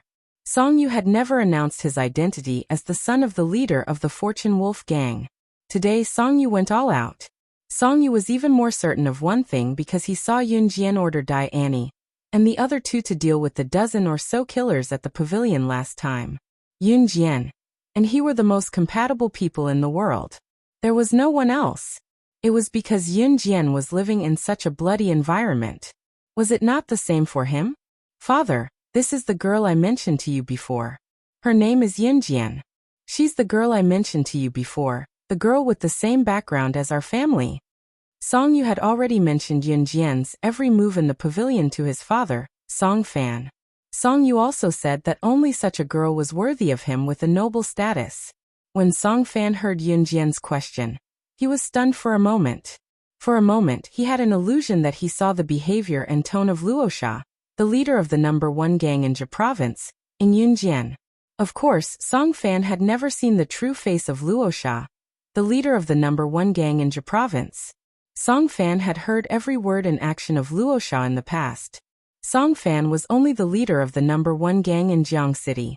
In the entire Zhe province, Song Fan's status was not enough to meet Rakshasa. But on second thought, the girl in front of her was only her son's friend. She was also a girl that her son was rarely interested in. A girl that he truly wanted to become his future partner. How could it be the famous and ruthless Rakshasa, who had become the leader of the number 1 sect in Zhe province in the shortest amount of time 2 years ago? How was this possible? After thinking about it, he knew that this kind of thing was impossible, so Song Fan shook his head. After knowing that Yunjian was his son's sweetheart, Song Fan gave face to Yunjian and replied to her in public. Yes, he was Song Fan, the leader of the Fortune Wolf gang, the number 1 gang in Jiangqing City.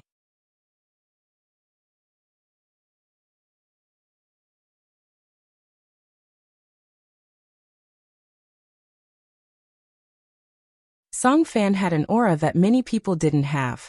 It was different from his son Song Yu's sloppy appearance. Song Fan's aura was what a gang leader should have. Yunjian narrowed her eyes and immediately had a good impression of Song Fan. The good impression here referred to the feeling of disgust and friendliness towards a person. As for Song Fan's son Song Yu, she tended to dislike him. But Song Fan's aura and behavior were worthy of Yunjian's admiration. Are you crazy? How dare you talk to the leader of the Fortune Wolf gang in such a tone? Do you want to die?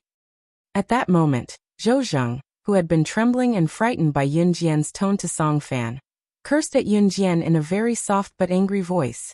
The students standing around were so scared that their faces changed when they knew who Yunjian was talking to. Yunjian was crazy. How dare she talk to a gangster in such a tone? And Song Fan was the leader of the number 1 gang in Jiang City. However, just when everyone thought that Yunjian was courting death, Yunjian cast a sidelong glance at Song Fan. In front of so many people, she said something that made them feel that she was courting death and wondered what she was going to do. leader of the Fortune Wolf gang in Jiangcheng, in 2 months, lend me your brothers. A.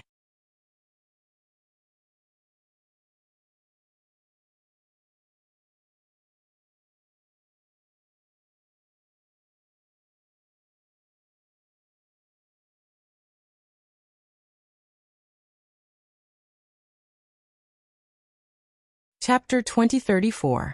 Yin Jian. What on earth was she trying to do? Everyone present was stunned by Yin Jian's words. Song Yu was also stunned.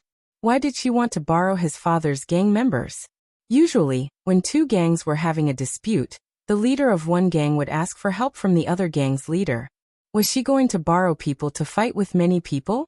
She wasn't the gang leader, so why did she need so many people? Song Fan was also slightly stunned. As the leader of the number 1 gang in Jiangcheng City, Song Fan's thinking was naturally different from his son Song Yu's. Song Fan was the mature and steady type. In fact, this wasn't the first time Song Fan had seen his son Song Yu take a liking to a girl and introduce her to him. But those girls all had a common characteristic: to please him. Yin Jian was completely different. Which girl didn't please and flatter the leader of the number 1 gang in Jiangcheng City, like the other girls when she saw him? Instead, she wanted to borrow his gang members? Why was this? Song Yu asked what Song Fan wanted to ask. Yin Jian, why do you want to borrow my father's gang members? What can she do? Isn't it just to show off? Wasn't she like this in the big private room of the bar? She thought she was very powerful and amazing. She even showed off her computer skills in front of us. The person who spoke was Lan Yi, who had shouted at Yin Jian when she first met Matthew in Jiangcheng City. Then, she had spoken rudely in the big private room of the bar. Despite Yin Jian's stunning hacking skills and extraordinary capabilities, she was still a nobody. But what was the use of that? Without a backer, what was she? Song Yu, the father of the most handsome guy in Jiangcheng City, was the leader of the number 1 gang in Jiangcheng City. No matter how powerful Yin Jian was, even if Yin Jian was an assassin or a secret agent, she was outnumbered. Moreover, she wasn't. Lan Yi's words immediately resonated with the girls present. Many girls did not like Yin Jian because she had not only attracted the attention of Brother Kai, Mo Bufan, Su Jinglong, and Wei Jingxian from River City University of Electronic Technology, but she had also attracted a lot of attention. Now even the attention of Dongfang University's most handsome boy, Song Yu, was on Yin Jian. Without a doubt, this pushed Yin Jian to the peak of the girls' envy and jealousy. Why aren't Lianhua and Pan Qian here yet? I feel that Lianhua is the most compatible person with Mr. Song. Exactly. Yin Jian can do anything, but she has to show off in front of boys. Attract the attention of the boys. Does she lack men that much? The surrounding girls began to whisper to each other. Yin Jian naturally heard it, but she didn't care. Just as the girls were secretly chatting, Song Fan's voice sounded. As long as you can give me a convincing reason, my brothers from the Kailang gang can be lent to you. Song Fan was indeed courageous.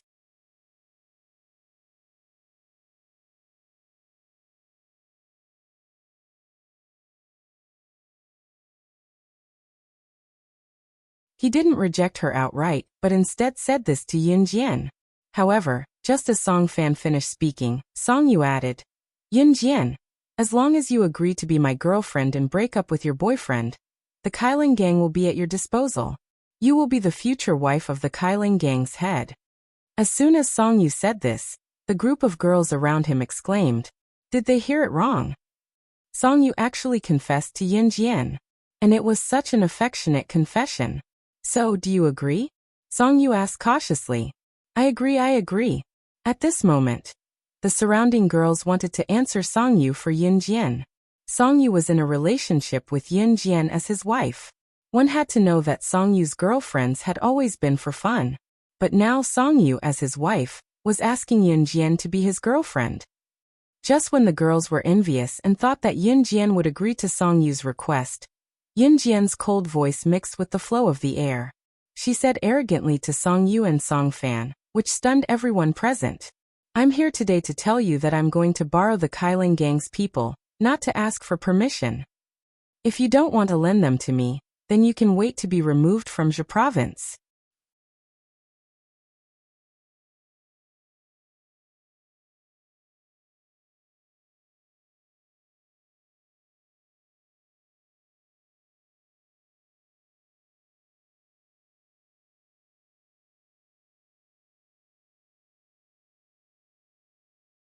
Chapter 2035.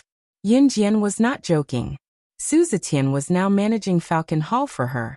Falcon Hall's ability was now so powerful that it could annihilate any mafia group effortlessly. This was the result of Su Zetian's hard work for the past 2 years. Back then, Su Zetian thought that he could only be the boss of Longmen City for the rest of his life.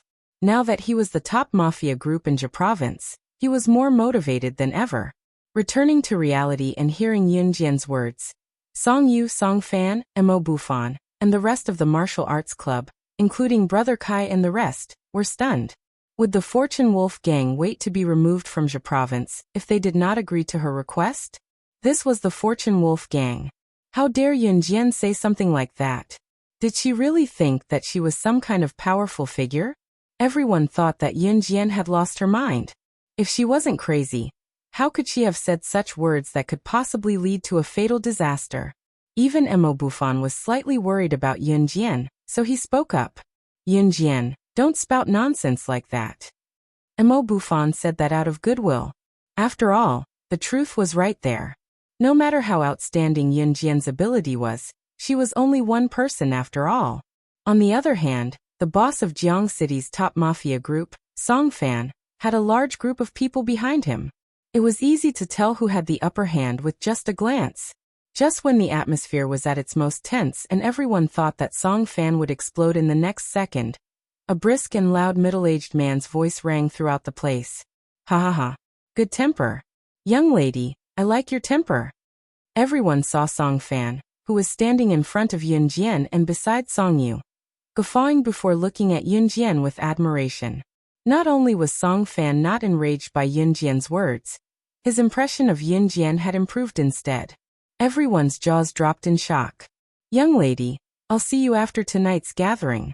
Now that my old friends are here, I have to go entertain them. Don't leave first. Song Fan's eyes flashed as he said to Yin Jian. Yin Jian's red arc arched again at the sight of it. Song Fan was indeed different from Song Yu. He was a smart person. See you after the party, Yin Jian said in front of everyone after Song Fan gave her a hint. After that, Song Fan was escorted by his dozen or so bodyguards as he walked towards the group of important figures in the distance. This group of people were all dressed in upper-class clothes. Some of them were Song Fan's partners, while others were Song Fan's old friends. No one saw the glint in Song Fan's eyes before he left. If outsiders did not know the meaning behind Yin Jian's arrogant tone, Song Fan had already guessed Yin Jian's identity.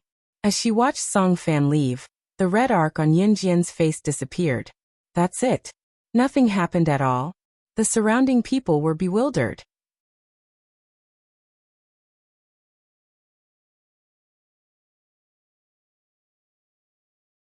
No one could tell what had happened just now. Only Yin Jian and Song Fan knew what had happened. Yin Jian, do you know what you were doing just now? You're too shameless. You're shameless to the extent that the whole world will be ashamed of you. When Lan Yi saw that the important figure Song Fan had walked away, she was left alone with the group of university students. Thus, she glared fiercely at Yin Jian and said loudly, "Thank you for the compliment. Same to you." Yin Jian did not evade Lan Yi's words. Thank you for the compliment? Same to you? What she meant was that if she was shameless, then Lan Yi would be exactly the same as her. Lan Yi did not immediately realize that Yin Jian was scolding her in a roundabout way. Alright, I'll take you to the place where we play. There's a place for us to play. There are guns, balloons, arrows, darts, and so on. There's also a stall with food and drinks. If you win, you can even win prizes.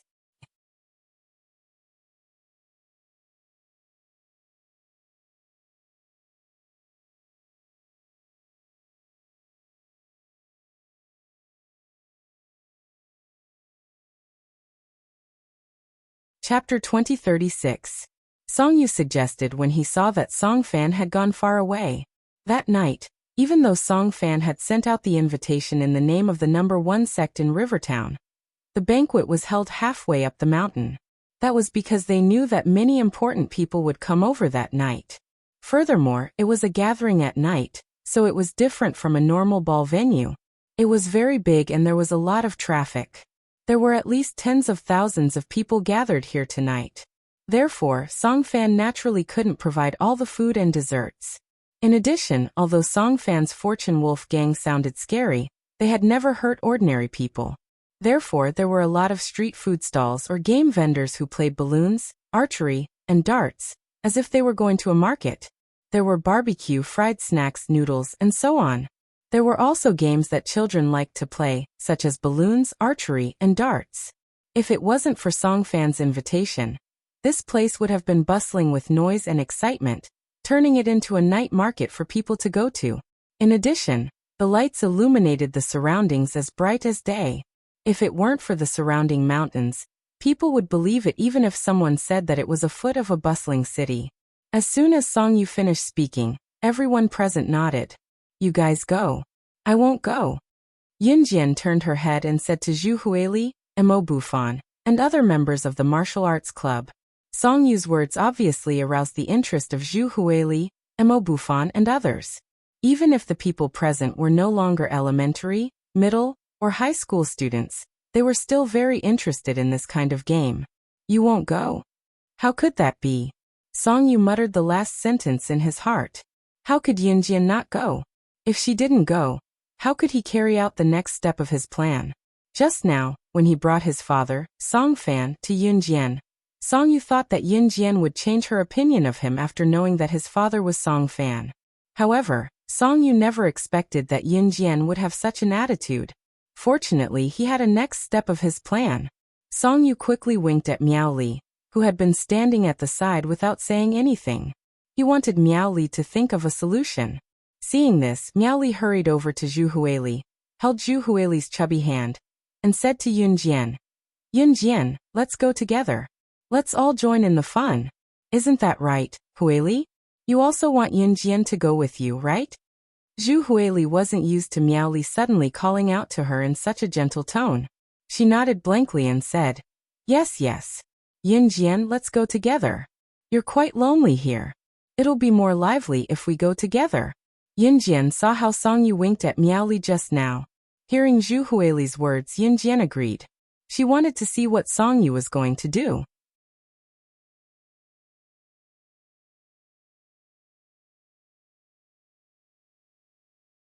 The group soon arrived at the place where they were having fun. Song Yu blinked his eyes. He deliberately sent Mo Lianhua, Pan Qian, and the others away today just for this moment. Clap clap. Song Yu suddenly clapped his hands after he brought everyone to the place. After a while, a group of people dressed as members of the Fortune Wolf gang came out from all directions. This group of people held many roses in their hands. After a while, they used the roses to make a heart shape on the ground. There were a total of 99 roses, not one less. Oh my god. It's so romantic. Oh my god. Hung Song is too romantic. I'm so fascinated.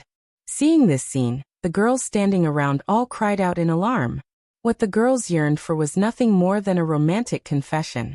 At this time, Song Yu had already walked to the heart shape of the 99 roses in front of Mo Bufan, the martial arts club, Brother Kai, Miao Li, and Shi Xiujuan. He reached out to Yunjian from 5 meters away, looked at her affectionately, and said, 99 roses represent my heart. Yunjian, I love you. Be my girlfriend. I'll protect you forever, and won't let you get hurt.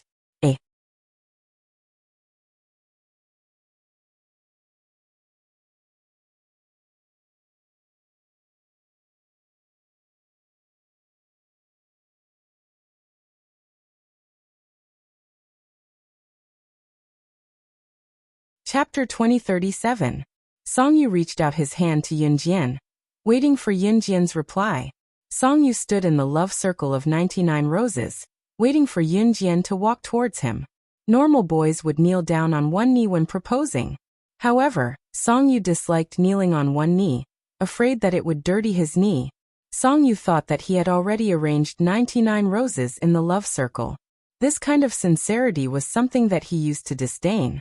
In the past, whenever he wanted a girl, that girl would obediently walk into his arms. Hence, he was determined to have Yunjian today. Be together. Be together. Be together. At this time, someone shouted, and the surrounding people followed suit. Even the girls who usually didn't get along with Yunjian shouted. Not only the surrounding students, but even the passers-by who saw this scene stopped, clapped their hands and shouted. The atmosphere reached its climax in an instant. Under the uproar of the surrounding girls, Song Yu saw that Yin Jian wasn't walking towards him as he expected. He lowered his eyes, pulled a smile, and looked at Yin Jian as he continued his emotional speech. Yin Jian, maybe you don't know me well enough, but I'll let you know me. You said that we're not from the same world. Today, I'll confess my identity to everyone to you. I'm not an ordinary person. I'm the son of the Fortune Wolf Gang's leader. Like you, we're from the bloody world. That's why we're a match made in heaven. I swear, from today onwards, loving you is my life's mission. Please be my girlfriend. Song Yu had so many girlfriends, and this wasn't the first time he said such emotional words. When the surrounding girls heard Song Yu's emotional speech, they were so touched that they wished they could become Yin Jian and accept Song Yu's love. Hearing Song Yu's words, Yin Jian only wanted to sneer. Suddenly, she caught a glimpse of a girl not far away. She immediately narrowed her eyes and coldly looked at Song Yu. Are you sure we're from the same world? I'm sure. I love you. I've never given my heart to any girl before. Only you are worthy of my heart, Song Yu said without hesitation. However, before Song Yu could finish his emotional speech, Yin Jian caught a glimpse of the girl's figure behind Song Yu. Slap. The girl slapped Song Yu in the face. The girl was none other than Emo Lianhua. At this moment, Emo Lianhua looked at Song Yu in disbelief, as if she had been betrayed. I really misjudged you. I thought you were sincere to me. I didn't expect it to be you. Emo Lianhua looked sadly at Song Yu, who was standing in the love circle formed by 99 roses. As Emo Lianhua spoke, she turned her head and glared at Yin Jian as if she wanted to kill Yin Jian. She looked fierce as if Yin Jian was a mistress. At this time, Emo Lianhua no longer pretended to be pure. She glared at Yin Jian fiercely and shouted at Yin Jian. You third party. Mistress. How can you be so shameless?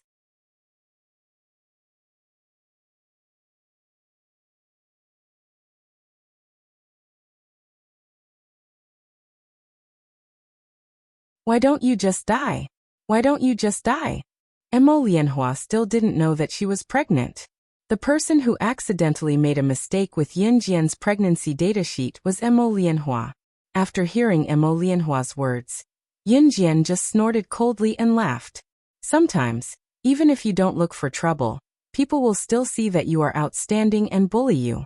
Did Song Yu and Emo Lianhua really think of her as an ordinary university girl? And a third party? Yin Jian didn't remember anything happening between her and Song Yu. Boring. Yin Jian spat out these words coldly and turned to leave. Yin Jian. Song Yu still wanted to persuade her to stay. However, Yin Jian had just taken 2 steps in that direction when she suddenly glanced to the left from the corner of her eye. She saw a long saber slashing towards Yin Jian at the speed of light and lightning. That speed was definitely not something an ordinary person could possess. Even a high-level assassin was far inferior. Yin Jian's eyes flashed sharply. In the next second, she directly put her hands together and pressed the long saber that was slashing towards her on both sides with her hands. At that time, the person holding the hilt had the absolute advantage. In spite of it, Yin Jian's grip on the saber's blade was unscathed even when her opponent was trying to slash her with the saber. Because the person was too fast, the surrounding people didn't have time to react. This unforeseen event was faster than the speed of light. However, 3 seconds later, Yin Jian had already snatched the long saber and kicked the person away. The person was kicked back 2 steps by Yin Jian. If it was a normal person, they would have vomited blood from Yin Jian's kick. Yin Jian didn't show any mercy. Song Yu, Emo Lianhua, and the others around them were so frightened by this sudden change that their faces turned pale. The woman who had rushed up to assassinate Yin Jian stopped in her tracks and reached out to pull at the black gloves on her hands. She smiled at Yin Jian and said, "Tisk-006, it's been 2 years. I didn't expect you to still be so fast. But it doesn't matter. I'm here today to defeat you."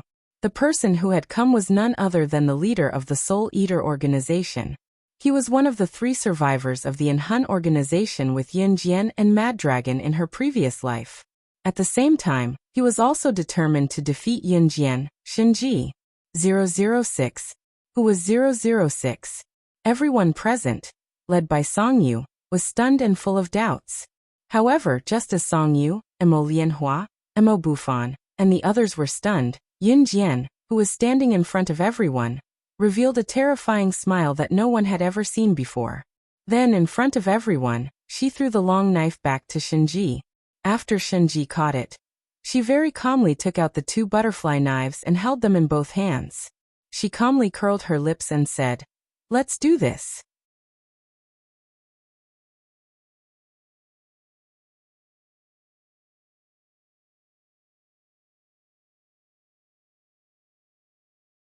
"095. This is the 609th time you've tried to assassinate me. I'll satisfy your request and fight you. However, I'll still say the same thing.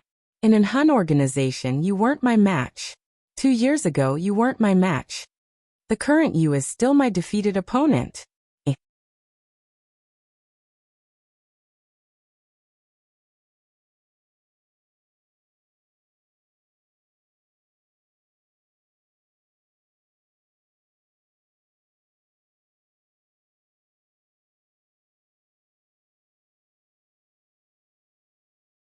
Chapter 2038.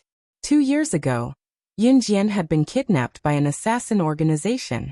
In the end, they found out that the organization called the Soul Eater was Shinji's, and Yunjian had accepted Shinji's challenge. Judging from Yunjian's tone, she seemed to know the woman who'd charged at Yunjian with a long knife. And 006? What kind of name was 095? Why did it sound like a serial number for someone in a certain troop? What were they talking about? Or did they know each other before? What are you talking about? What 006? What 095? Can you still defeat me? You've assassinated me more than 600 times? Yunjian, I'm telling you, you is mine. You can't take him away. You're always seducing men with that foxy face of yours. Don't think I'm afraid of you. Yu's father is the boss of the Fortune Wolf gang. If you have any self-awareness, get the hell away from me. Otherwise, I don't care who you are. I'll kill you. Emo Lianhua's head was filled with hatred. She looked at Yunjian, then at Shinji. She spoke with a face full of loathing and disgust. Song Yu was hers. His was hers. No one could take him away. Yunjian held two shiny butterfly knives in her hands and looked at Shinji. She ignored Emo Lianhua, who was yelling at her like a madwoman. Back then, Shinji had indeed asked her for the address. She had even said that she would definitely come back and defeat her. When that long knife had suddenly appeared and slashed at her, Yunjian had already guessed that it was Shinji, because only Shinji could use such a fast and agile long knife. Yunjian and Shinji were both good at knives. But the difference was that Yunjian was good at butterfly knives, while Shinji was good at long knives. If you wanted to know why, you'd have to go back to an Hun. Back then, Yunjian and Shinji had been trapped together with all the children who'd been captured by an Hun. In the third year, the higher-ups had the children kill each other. The rules of the game were to kill everyone until only 3 people were left. Only 3 of them survived. The night before the massacre, the children were allowed to choose their own weapons. Many children chose long-range weapons like guns and ammunition because long-range weapons like guns and ammunition gave people a feeling of safety. Yunjian and Shinji were the only ones who chose a butterfly knife and a saber. At that time, Mad Dragon had yet to join an Hun. That battle was Yunjian and Shinji's first battle in an Hun. Nearly 100 children had slaughtered each other. In the end, only 3 had survived. All the children who chose long-range weapons like guns were killed by Yunjian and Shinji. Only Yunjian, Shinji, and another child survived. After the rest of the children died, an Hun organization recruited a new batch of people, and one of them was Mad Dragon. The Triennial Massacre was the unchanging rule of the Hun organization.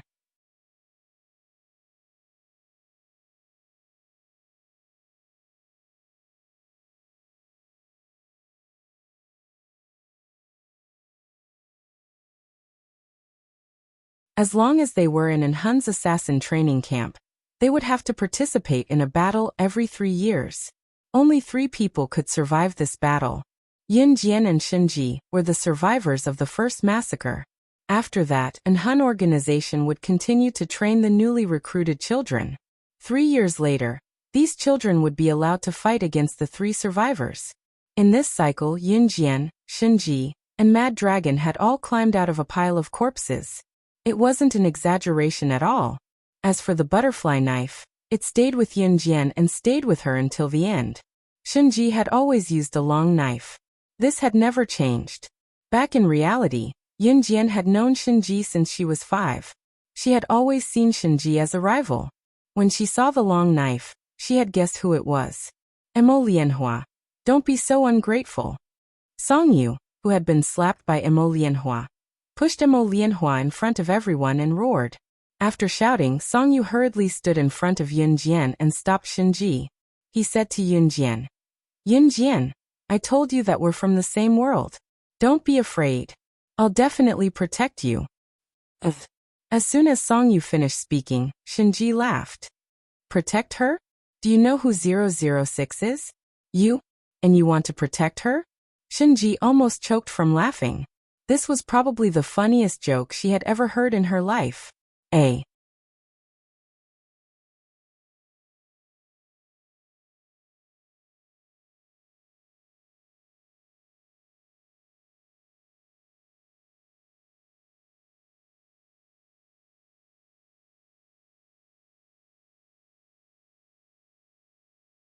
Chapter 2039. Shinji, who had planned on fighting Yunjian again, crossed her arms and loosely placed her sword next to her arm. She looked at Song Yu with disdain, and continued to laugh. "Kid, do you think 006 is from the same world as you? That's the funniest joke I've ever heard in my life. Do you know who 006 is? The number of people she's killed is more than the number of arrogant words you've said in your entire life. Who do you think you are? If this was in the past, 006 would have killed you in one blow. From the same world? Don't be so funny. Do you know that back then, dozens of high-level assassins with guns and bombs faced 006 alone? 006 didn't even have a sword, but in a few minutes, she took their guns and killed everyone. She was only 14 years old. Do you know that when she faced a powerful assassin organization, not only did she not get killed, she even wiped out that famous assassin organization? Don't talk about a gang leader like you. Do you know that international black market tycoons aren't even worthy of carrying her shoes? Although she and I are mortal enemies, I, Shinji, will only submit to 006 in my life. Putting aside everything else, she is 006, and she is the goal I have been pursuing all my life. Wherever 006 is, that's where the international tycoons, businessmen, and politicians won't dare to sleep. That's right. Shinji was in awe of Yunjian from the bottom of her heart. But at the same time, Shinji was very strong. She refused to admit defeat. Even if it was 1,000 times, 10,000 times, she would still refuse to admit defeat to Yunjian. Song Yu, Emo Lianhua, Emo Bufan, Brother Kai, and everyone else were shocked by Shinji's words. Yunjian was actually such a terrifying person. Who was she? But before anyone could react, Shinji had already walked in front of Yunjian and kicked away Song Yu, who was 1 meter away from Yunjian. Then, Shinji met Yunjian's eyes in front of everyone. Shinji, who had just been speaking up for Yunjian, suddenly changed her expression. She laughed loudly and provoked Yunjian. "However, the stronger you are, the more I, Shinji, want to defeat you. My only goal in this life is to surpass you." Shinji's words sounded like a provocation, but also like a blood oath. Hearing Shinji's words, the others thought that Yunjian was probably displeased that Shinji said something like that as well.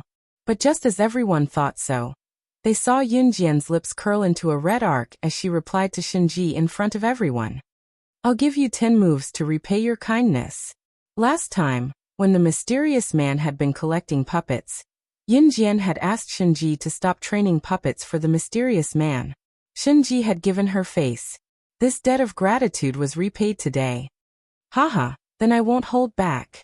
Shinji, who had been speaking up for Yunjian a second ago, now looked like he was dealing with an enemy.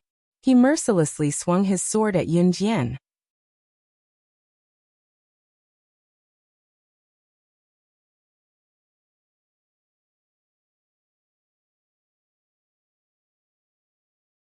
The surrounding passers-by, as well as all the university students who were invited here, were so scared that they retreated to the corner. Although they didn't leave and waited to watch the show, they were still scared witless. Yin Jian. Song Yu wanted to go help Yin Jian, but when someone pulled him back to the corner, he pretended to be worried about Yin Jian, but he didn't break free. Both Yin Jian and this woman who called herself Shinji had swords in their hands. But the second before he swung his sword, he heard Shinji look at Yin Jian. Then, in front of everyone, he sneered at the cowering Song Yu. "Tsk coward. Kid, 006 isn't someone a piece of trash like you can covet. You and she are from two completely different worlds. Even if you're the son of an international arms tycoon, you're dreaming if you want to be in the same world as 006. Go to hell."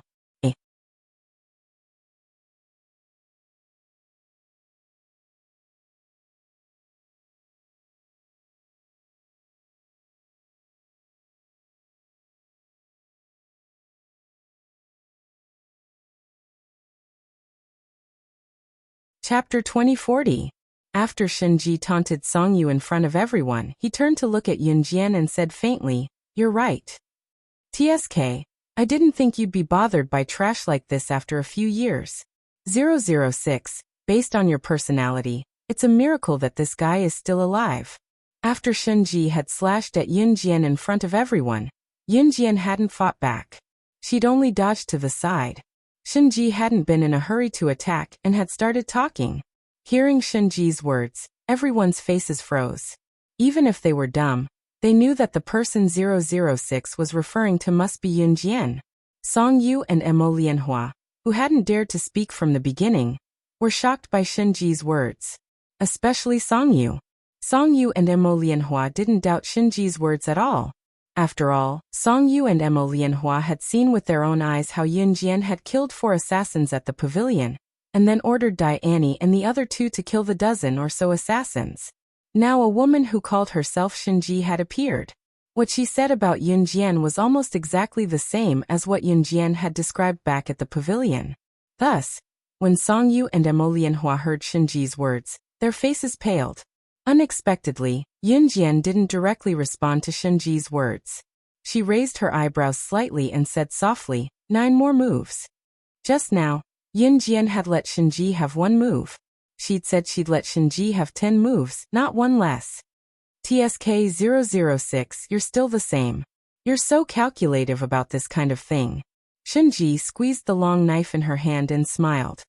"Of course I'm calculative with you." Yin Jian returned Shinji's cold smile. Shinji tightened her grip on the long knife and suddenly walked to the side. "I don't like being watched like a monkey. Let's go to an open space to fight." With that, Shinji left the crowd and walked to an open space halfway up the mountain. Seeing this, Yin Jian put away her butterfly knife and followed Shinji. "Let's go and cheer for Yin Jian." Emo Buffon didn't understand the relationship between Yin Jian and Shinji, nor did he understand what they were talking about. However, he called the others from the martial arts club and quickly followed. Zhu Huili naturally followed. Brother Kai led a group of people and followed of them. Let's go. Miao Li and Shi Xiujuan. Song Yu cast a sidelong glance at Emo Lianhua and wanted to chase after her. "Of course I was wrong. Of course. I'm of Mize. Please give me another chance. I beg you." Emo Lianhua grabbed Song Yu's hand and begged. The last time Emo Lianhua hid it from Song Yu, she had secretly torn the condom when they were having an affair. After Song Yu found out, he was so angry that he yelled at Emo Lianhua that he would break up with her if she got pregnant. Emo Lianhua went to the hospital for a checkup.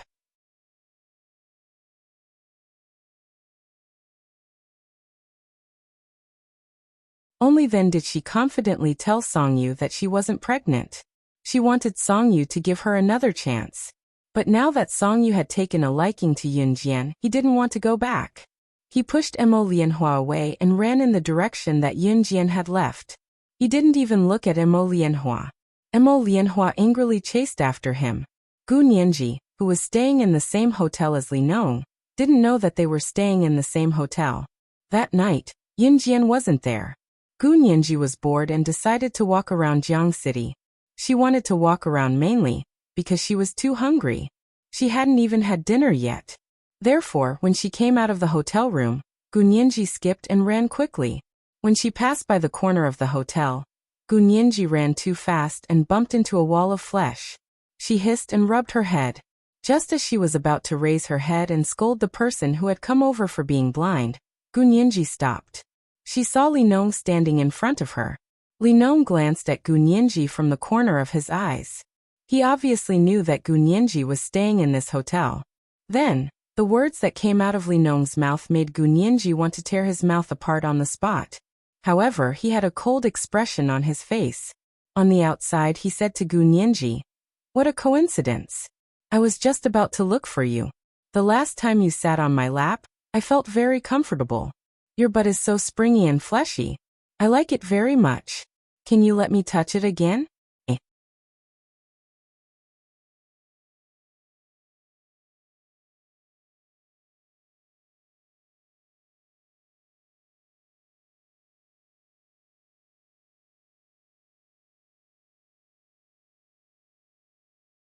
Chapter 2041. Last time, Gunyanji accidentally fell into Li Nong's arms and even threw him to the ground. She sat on his lap. The feeling of flesh was something Li Nong had never felt before. Therefore, when Gunyanji didn't react or even notice, Li Nong reached out and held her buttocks with both hands.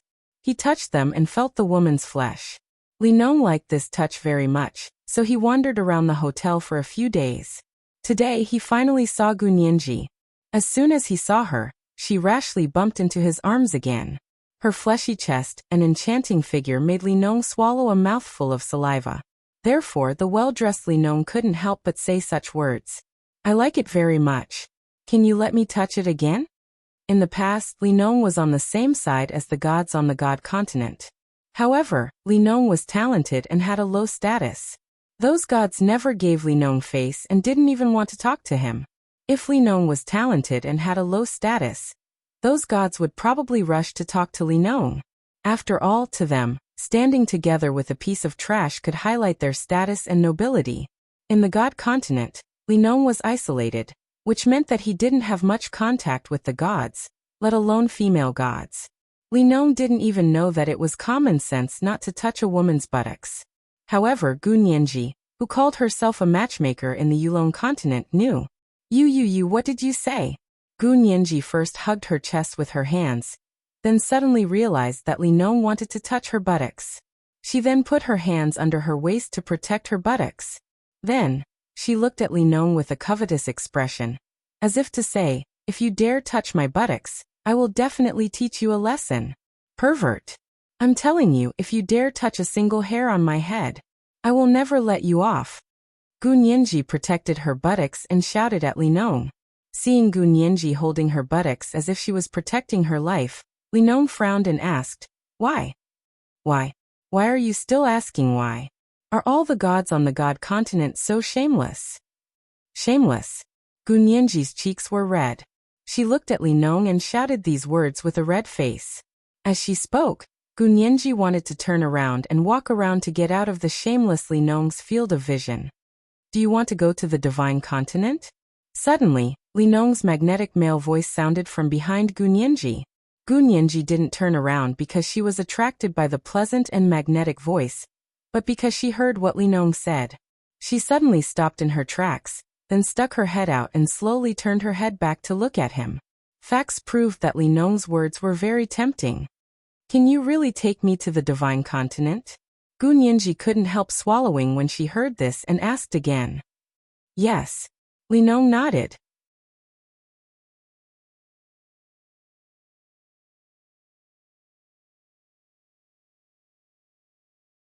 One had to know that to the people of the myriad continents, going to the gods' continent was their lifelong wish. After all, to the people of the myriad continents, the gods' continent was a place limited to legends. If they were able to travel around the gods' continent, some of the people on the myriad continents would die without regrets. "Really? Are you telling the truth? Then bring me there quickly." Gunyanji clasped her hands, which were covering her buttocks, and put them by her mouth. She pouted and looked at Li Nong with her little eyes blinking. Gunyanji, who had just called herself sister, instantly turned into a little woman. My condition just now. Li Nong mentioned it. Gu Nianji clenched her fists and waved them in a place where Li Nong couldn't see. Then she said weakly, "Then I can only do it once." Once. As soon as Gu Nianji agreed softly, Li Nong, "Eh."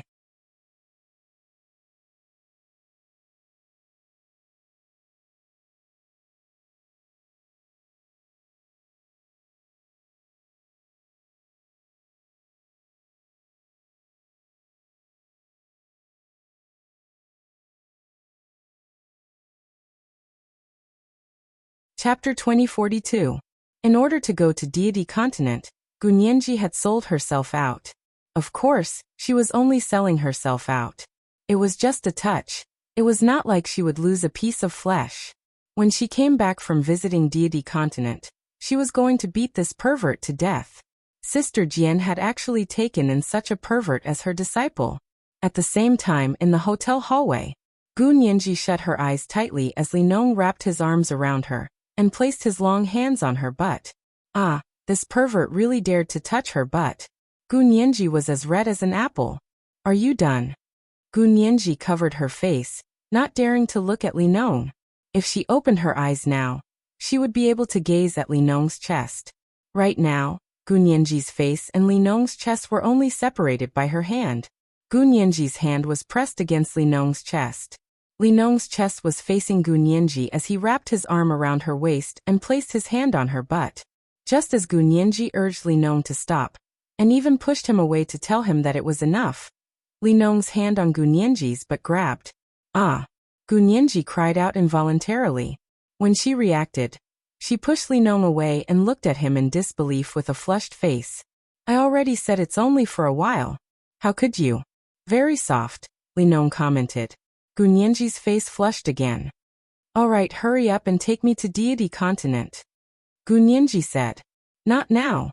Li Nong tilted his head and turned his handsome side profile in front of Gu Nianji. "You're going back on your word." Gu Nianji was still embarrassed. Li Nong turned his head and presented his handsome face to Gu Nianji. The next second he didn't say anything. He walked over and grabbed Gu Nianji's hand. Not long after, he brought Gu Nianji back to her hotel room, the venue of the gathering where Jiang City's top gang had sent out invitations. Yunjian and Shenji had just arrived at a spacious area. The people who had followed Yunjian and Shenji also followed them here. Shenji had just arrived, and Yunjian was still following. Suddenly, Shenji grabbed his sword and swung it at Yunjian. When the agents fought, every move was fatal. As a special agent, what they learned was nothing more than how to kill a person in the fastest way possible. It didn't matter if it was an assassination or a dirty trick, as long as he could kill the other party it was fine. He watched as Yunjian and Shenji walked into the open space and started fighting before they even said anything. Everyone who came over to take a look was stunned. F***ck. He actually attacked without saying anything. Are these two women even human? His attack speed is so fast. He must have learned some martial arts. The surrounding boys broke out in a cold sweat as they watched Yunjian and Shenji fight. At that moment, Yunjian quickly gave Shenji 10 moves. The real battle between the two had only just begun.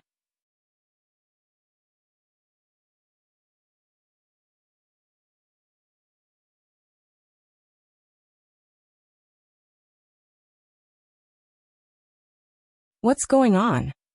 Song Fan, who was walking over with his old friends, asked when he saw Yunjian and Shenji fighting. They said they're going to fight to see who wins. Someone replied to Song Fan.